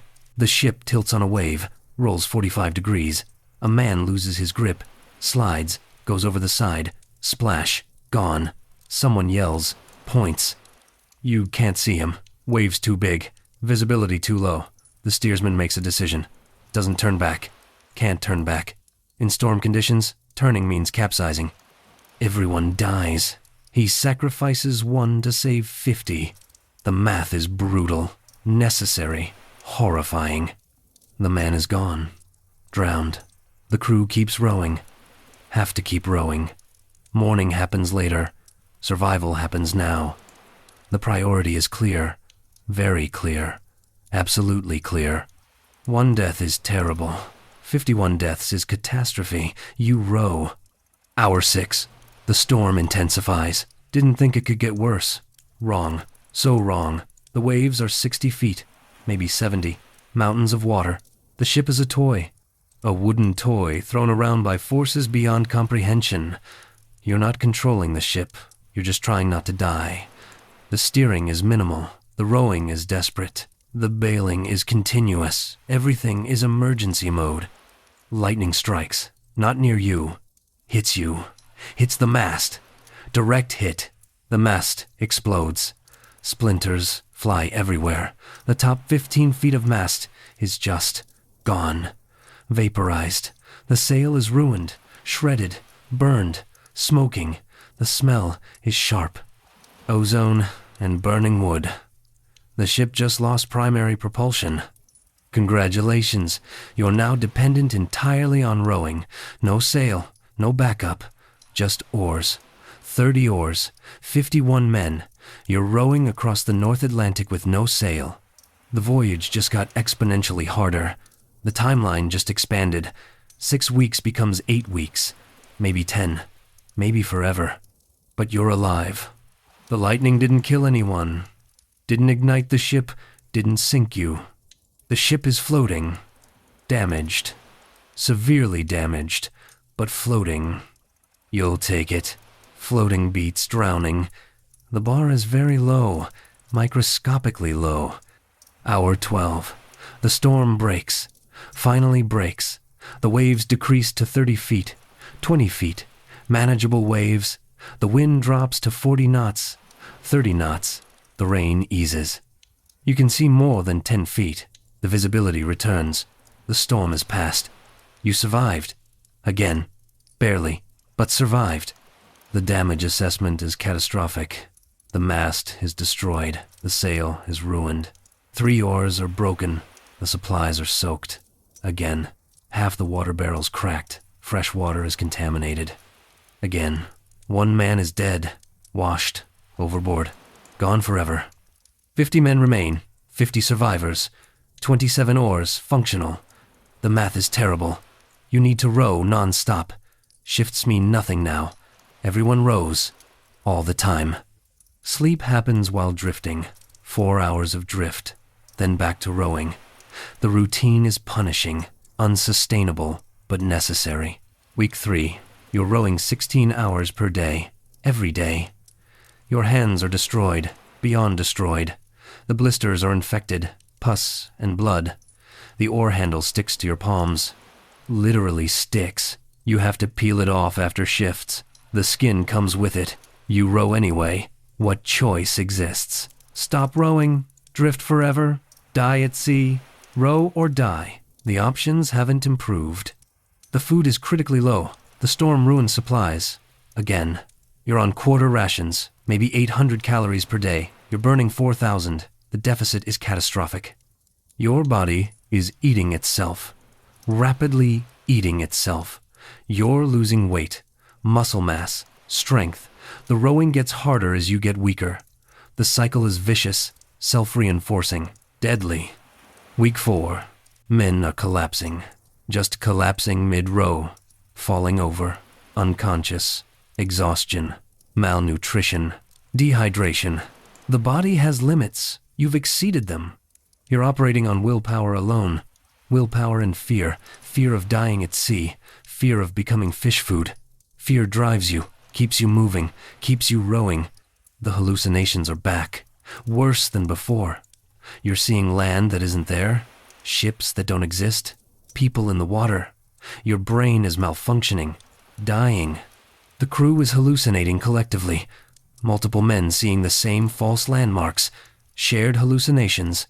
Mass delusion. The psychology is breaking down. Everyone's breaking down. Day 30. You should be close to Norway. Should be. The navigation is guesswork. The steersman lost his reference points when the mast burned. He's navigating by pure experience and intuition. By feel. By hope. By desperation. The accuracy is questionable. Highly questionable. You could be anywhere. Could be off course by hundreds of miles. No way to know. Then someone sees birds. Real birds this time. Not hallucinations. Multiple people confirm. Birds flying west. Land birds. Not sea birds. Land birds mean coast is close. Maybe 50 miles. Maybe less. The crew rallies. Energy appears from nowhere. Adrenaline. Hope. Desperation. The rowing intensifies. 6 hours later. Land. Actual land. Rocky coast. Cliffs. Forests. Norway. Has to be Norway. The landmarks match. The steersman navigates to a familiar fjord. Recognizes it. You're home. You made it home. The ship enters the fjord. Protected water. Calm water. The rowing eases. You're coasting now. Gliding. The beach is ahead. Your village. Your home. The buildings are visible. People are gathering. They see the ship. The dragonhead damaged but present. They know you're returning. The ship grounds, hits the beach, stops. You're home. The voyage is over. Finally over. 60 men left. 50 men returned. 10 men lost. 2 died outbound. 1 died return voyage. 5 stayed in Iceland. 2 more died return voyage, forgot to mention them. They died week 3. Starvation, exhaustion, just stop breathing, quiet deaths. 50 men return. 83% survival rate? That's good. That's excellent by Viking standards. Some voyages lost everyone. You lost 10. 10 families without fathers, sons, brothers. 10 men who tried and died. But 50 survived. 50 made it. The families are waiting. Wives, children, parents. Some are crying with joy their men returned. Some are looking, searching, waiting. Their men aren't there, won't ever be there. The ocean kept them. The realization hits. The crying starts. Different crying. Grief. Raw grief. The survivors stagger off the ship, into waiting arms. Home. Finally home. You're home. You survived. 2 voyages across the North Atlantic. 8 weeks total at sea. You survived. Lost toes, lost weight, lost shipmates. But you survived. You're alive. Home, safe. But next year they'll ask you to sail again. Trade, runs, raiding, exploration. The Viking economy runs on maritime trade. You'll probably say yes. Probably sail again. The money is good. The adventure calls. The alternative is farming rocks in Norway. Sailing is dangerous. Farming is boring. You'll choose dangerous. Most Vikings did. These were real people making real choices. Trading safety for opportunity. Trading comfort for adventure. trading life expectancy for wealth and glory. They knew the risks, sailed anyway, died anyway. But some survived, some succeeded, some changed history. We remember the successful voyages. We should also remember the failures, the deaths, the suffering, the ships that never returned, the families that waited forever. The cost of exploration was measured in human lives, Viking lives, real people, real deaths. They tried, they endured, they suffered, they died, but they tried. That deserves recognition, deserves respect, deserves remembrance. You made it home, traveler. Against all odds, despite everything, you survived the North Atlantic. Twice. That's the achievement. That's the story. That's why we remember. Welcome to the end of our journey through Viking sea voyages. We've covered 8 weeks of maritime suffering across 2 Atlantic crossings. Let's recap everything that made this one of history's most brutal travel experiences. Every detail, every danger, every reason you absolutely would not have survived this. The ship itself was your first problem. 70 feet of oak planks held together with iron rivets and prayer. No cabin, no shelter, no below-deck area, completely open to North Atlantic weather. You lived, slept, ate, and suffered entirely exposed to elements that wanted you dead. The modern equivalent would be crossing the ocean on a large canoe, a very large canoe. That's it. That's your vessel. Coast Guard would arrest anyone attempting this today. The Vikings did it regularly. The crew was 60 men packed into 70 feet. Personal space didn't exist. Privacy was impossible. You were closer to your shipmates than any modern person gets to anyone except romantic partners. You knew everyone's smells, sounds, habits, and bathroom schedules. The intimacy was forced, involuntary, permanent for the voyage duration. Imagine your longest flight. Now imagine it's 4 to 8 weeks long and you're sharing your seat with 3 other people and there's no bathroom and the plane is constantly crashing through turbulence. That's closer to accurate. The rowing was relentless. 8 to 12 hours per day. Every day. 30 oars per side. You pulled an oak oar weighing maybe 20 pounds through water resistance for 8,000 strokes per shift. Your hands developed blisters within hours. The blisters popped within days. You rowed with raw, bleeding hands because stopping meant drifting, and drifting meant dying. The calluses eventually formed thick, protective calluses that made your hands look like tree bark. But the first 2 weeks? Pure agony. Your shoulders, back, and arms were burning constantly. The pain became your baseline, your new normal. You adapted because humans adapt to everything or die. The bathroom was a bucket. 1 bucket, 60 men, 4 to 8 weeks. The math is horrifying. The bucket got emptied when seas were calm enough that someone could dump it overboard without falling in. That happened maybe once per day, maybe. The rest of the time, it just accumulated. The smell achieved consciousness around day 3 and declared war on your sinuses. Some men hung off the side of the ship instead. Very dangerous, very necessary. The risk of drowning while defecating was real. Several Vikings died this way. The sagas don't emphasize this detail. We're emphasizing it now. The food situation was catastrophic from the start. Salted fish, dried meat, hard bread that required soaking to avoid breaking teeth, fermented skyr that tasted like yogurt's angry ghost. No cooking fire on wooden ships is suicide. No refrigeration preservation meant salt. Lots of salt. Everything tasted like salt and regret. You ate cold, preserved food for weeks. The same food. Every meal. No variety. No fresh anything. By week 2, you dreamed about vegetables. By week 3, you hallucinated about fruit. By week 4, you would have traded your sword for an apple. The rations decreased when storms damaged supplies.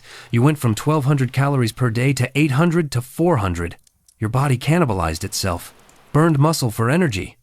You watched yourself waste away. Everyone became skeletal, gaunt. The transformation was dramatic and terrifying. The water ration was worse, half a cup per day, Maybe 3/4 if supplies were good. Your body needs 2 liters minimum. You were getting maybe 4 ounces. The deficit accumulated. Stage 1, dehydration, constant thirst. Stage 2, decreased urination, dark urine.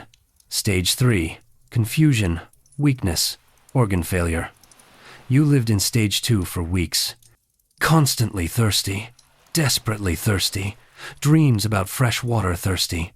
When it rained, you went insane, opened your mouth, caught every drop. The crew positioned containers everywhere. The rain became sacred, life-giving, desperately needed. Storms that tried to kill you also provided the water that kept you alive. The irony was perfect. The North Atlantic was hostile and generous simultaneously. The cold was relentless. 35 to 45 degrees Fahrenheit air temperature, 40-degree water. You were wet constantly. Spray, rain, waves washing over the deck. Your wool clothing never dried, never. Wet wool is heavy, cold, provides minimal insulation. Your body temperature dropped constantly. Hypothermia progressed through stages. Stage 1, uncontrollable shivering. Everyone spent weeks in Stage 1. Stage 2, confusion, loss of coordination. Several crew members reached Stage 2. Stage 3, stopped shivering, body giving up, death imminent. 2 men reached Stage 3. One survived through emergency body heat sharing. One died. The cold killed consistently, predictably, inevitably. Frostbite claimed extremities, fingers, toes, ears, nose. Anything exposed froze. Ice crystals formed in cells. Cells died, tissue died, turned black, eventually fell off. You lost 2 toes. Other men lost more. Fingers were common casualties. The Vikings accepted this. Occupational hazard. You adapted to missing digits or you didn't row effectively. Natural selection in real time. Trench foot destroyed feet systematically. 3 weeks in wet boots, never dry. Never removed, getting them back on while wet was impossible. The skin broke down, became macerated. White, pruny, damaged. Infections set in, tissue rotted. You didn't know how bad it was until you reached land and removed your boots. Some men's feet were fine, some men lost toes, some lost entire feet. The uncertainty was psychological torture. Schrodinger's feet, simultaneously healthy and rotting until observed. The storms were apocalyptic. 40 to 60-foot waves, 70-knot winds, horizontal rain, lightning, thunder. The ship became a toy. A wooden toy thrown around by forces beyond comprehension. You climbed walls of water, crested peaks where you could see the entire storm system, plunged down faces of waves like falling off cliffs. The impact when hitting troughs shattered everything not secured. Water exploded over the bow, buried the ship. You bailed desperately while rowing, desperately while not dying desperately. Everything was desperate. The storms lasted hours, sometimes 12 hours. Sometimes more. You rowed through them, had to row. Stopping meant capsizing, meant death.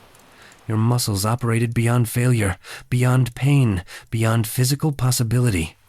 Adrenaline and fear drove you. Nothing else remained.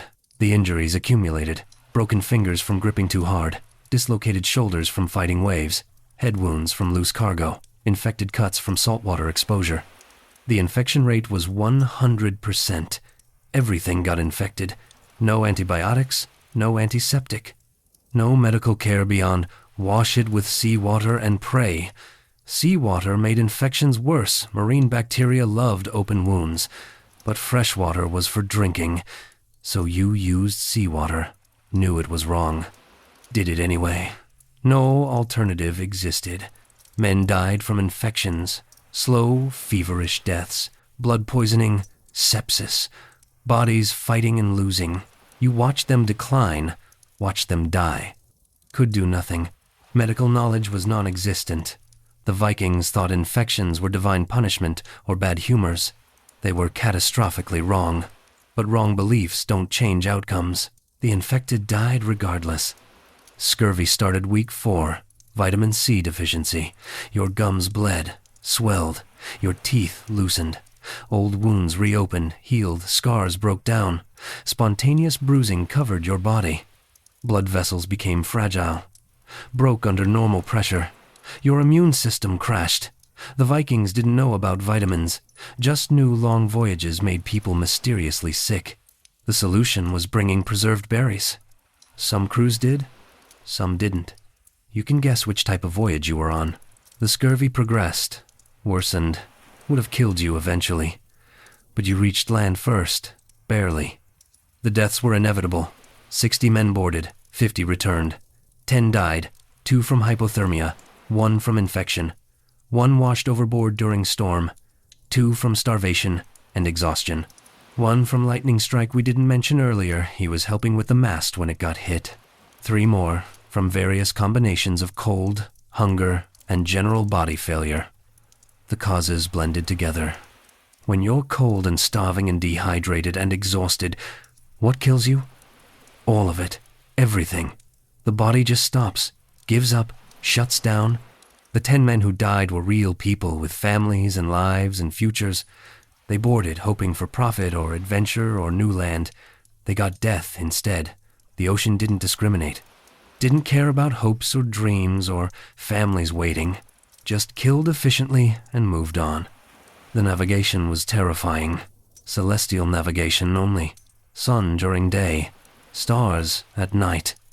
When clouds covered the sky, which happened constantly, the steersman guessed. Navigated by wave patterns and bird behavior and feeling the sea. This is not reassuring. This is horrifying. Modern GPS gives accuracy within meters. Viking navigation had accuracy within, hopefully we hit Iceland and not Greenland. The margin of error was hundreds of miles. Getting lost was common. Some ships sailed for months trying to find land. Some never found it. Just sailed until supplies ran out and everyone died. The Norse sagas mentioned ships that went west and were never heard from again. That's what happened. They got lost, died at sea. Nobody found them. Nobody could find them. The North Atlantic is vast. Bodies sink. Ships sink. Evidence disappears. How many Vikings died this way? Unknown. Hundreds, certainly. Possibly thousands. The mental toll was crushing. Week 4 of extreme hardship. Constant physical suffering combined with psychological stress. No end in sight. The isolation was complete. Total. You were surrounded by 59 other people, but completely isolated from everything normal. From land. From comfort. From safety. From hope. Some men broke mentally. Sea madness, the Vikings called it. Staring at nothing. Talking to people who weren't there. Trying to drink seawater despite knowing it would kill them. The mind wasn't designed for this level of sustained suffering. Some minds broke, just fractured under pressure. The survivors restrained them, tied them to the mast, hoped they recovered. Some did, some didn't. The return voyage was worse. You just survived 4 weeks of hell. Your body was destroyed. Your mind was traumatized. Then you had to do it again. Immediately again. No recovery time. No healing period. Just turn around and cross the North Atlantic again. The psychological impact was brutal. You knew exactly what was coming. Every danger, every suffering, every possibility of death. The first voyage, you had ignorance protecting you. Hope, optimism. The return voyage, you had experience, knowledge, terror. Some men refused, stayed in Iceland, never sailed again. Can't blame them. The surprise is that anyone sailed willingly after experiencing this once. But the Vikings did sail. Repeatedly. Regularly. Routinely. This wasn't a one-time adventure. This was commerce. Trade. Transportation. Raiding. Settlement. The Norse economy ran on maritime trade. Young men went to sea for profit. For adventure. For lack of better options in Norway. Younger sons with no inheritance. Poor farmers. Debt-obligated men. They knew the risks. Knew people died. Sailed anyway. Some for glory. Some for wealth. Some because staying meant poverty. The motivations varied. The dangers didn't. The historical scale is staggering.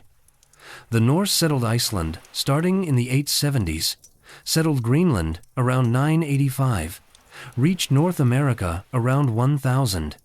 Every settlement required ships, multiple ships, hundreds of voyages, thousands of Vikings crossing the Atlantic. How many died? Historians estimate 10 to 30% mortality on individual voyages. Apply that to thousands of crossings. Do the math. Don't actually do the math. The number is horrifying. Hundreds of Vikings died at sea, possibly thousands. Young men, fathers, sons, brothers, real people with real lives and real deaths. We focus on successful voyages. Eric the Red settling Greenland, Leif Erikson reaching Vinland, the famous explorers, the successful settlements. That's what history remembers. But what about the failures? The ships that never arrived, the crews that disappeared, the families that waited forever for men who drowned months earlier. Those deaths don't get saga entries, don't get historical recognition, just forgotten, lost to history, lost to the ocean. They deserve remembrance. These men, these real Vikings, they opened the North Atlantic, connected continents, established trade routes, created settlements, changed history. But they died doing it, died in numbers we can't calculate, died in ways we can only reconstruct from surviving accounts, died cold and wet and starving and terrified in the middle of an ocean that didn't care about their ambitions. They tried. That's what matters. They tried despite terrible odds, despite knowing the dangers, despite watching shipmates die. They kept sailing, kept exploring, kept pushing boundaries. The bravery is almost incomprehensible. The determination is remarkable. The losses were catastrophic. But they tried. We stand on their suffering. Every safe transatlantic flight today, every cruise ship, every cargo vessel, every routine crossing, we can do this safely because they did it dangerously first, because they learned through dying, because they mapped routes through trial and error, because hundreds of Vikings died so future sailors could survive. They've earned our acknowledgement, our respect, our gratitude. They endured suffering we can barely imagine so we could eventually learn better, so we could develop better ships, better navigation, better safety equipment, better everything.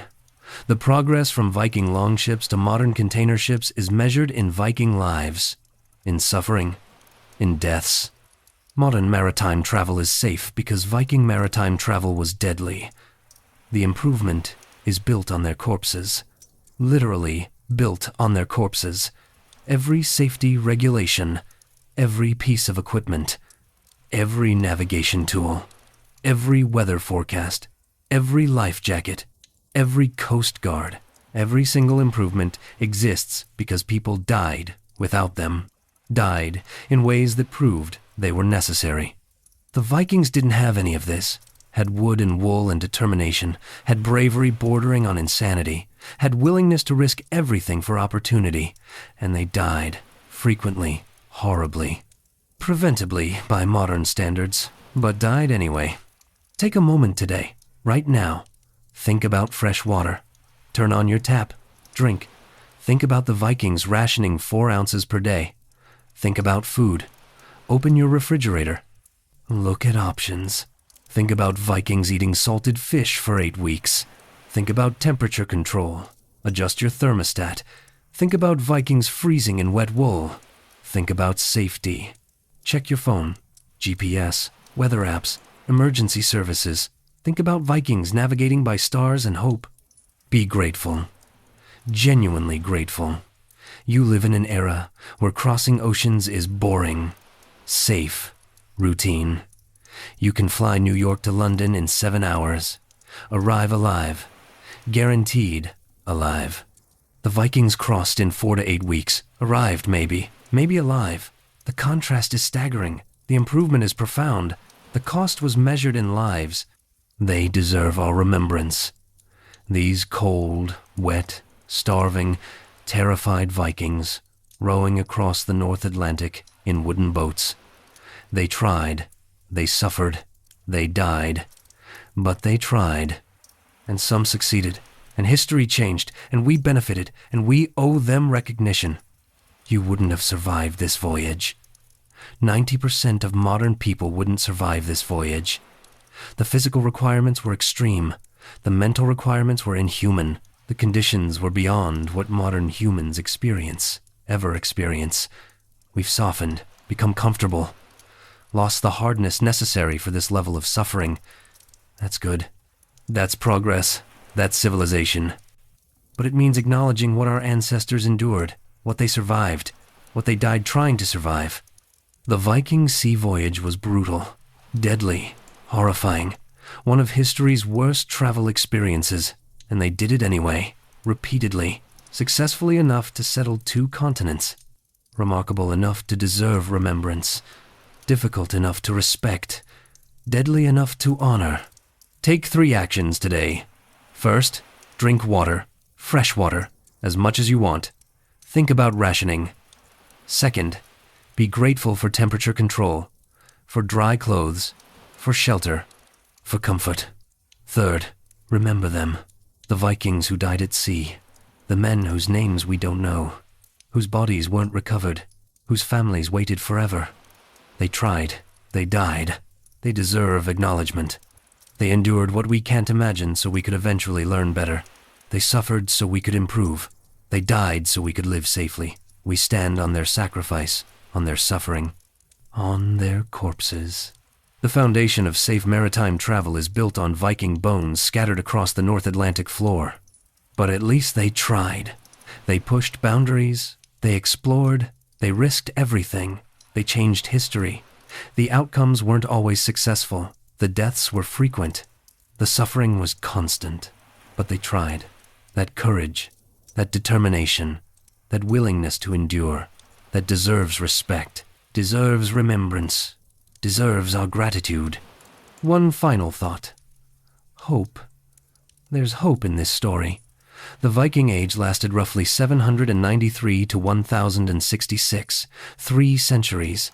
The survival rates improved throughout. Ships got better. Navigation improved. Knowledge accumulated. Fewer people died. More people survived. The progress was real, measurable, built on experience, built on learning from deaths, built on iterative improvement. The first crossings were suicide missions, 60% mortality maybe. By the end, 20%. Still terrible, still deadly, but better, significantly better. The improvement came from trying, from failing, from learning, from trying again. That's human progress. That's how we advance, through suffering, through failure, through trying despite terrible odds. The Vikings tried. Many died. Some succeeded. History changed. We benefited. That's the story. That's the journey. That's why we remember. The fire is dimming now. The tale is told. The journey is complete. You survived this story. The actual Vikings who lived it? Many didn't, but some did, and that made all the difference. Until next time, traveler, may your waters be calm. May your supplies be adequate. May your navigation be accurate. May you never have to cross the North Atlantic in a wooden boat with 60 unwashed men and 1 bucket. The campfire is out. The night is over. The story is finished. Welcome to the end of our journey. You made it. They didn't always, but they tried, and that's what matters.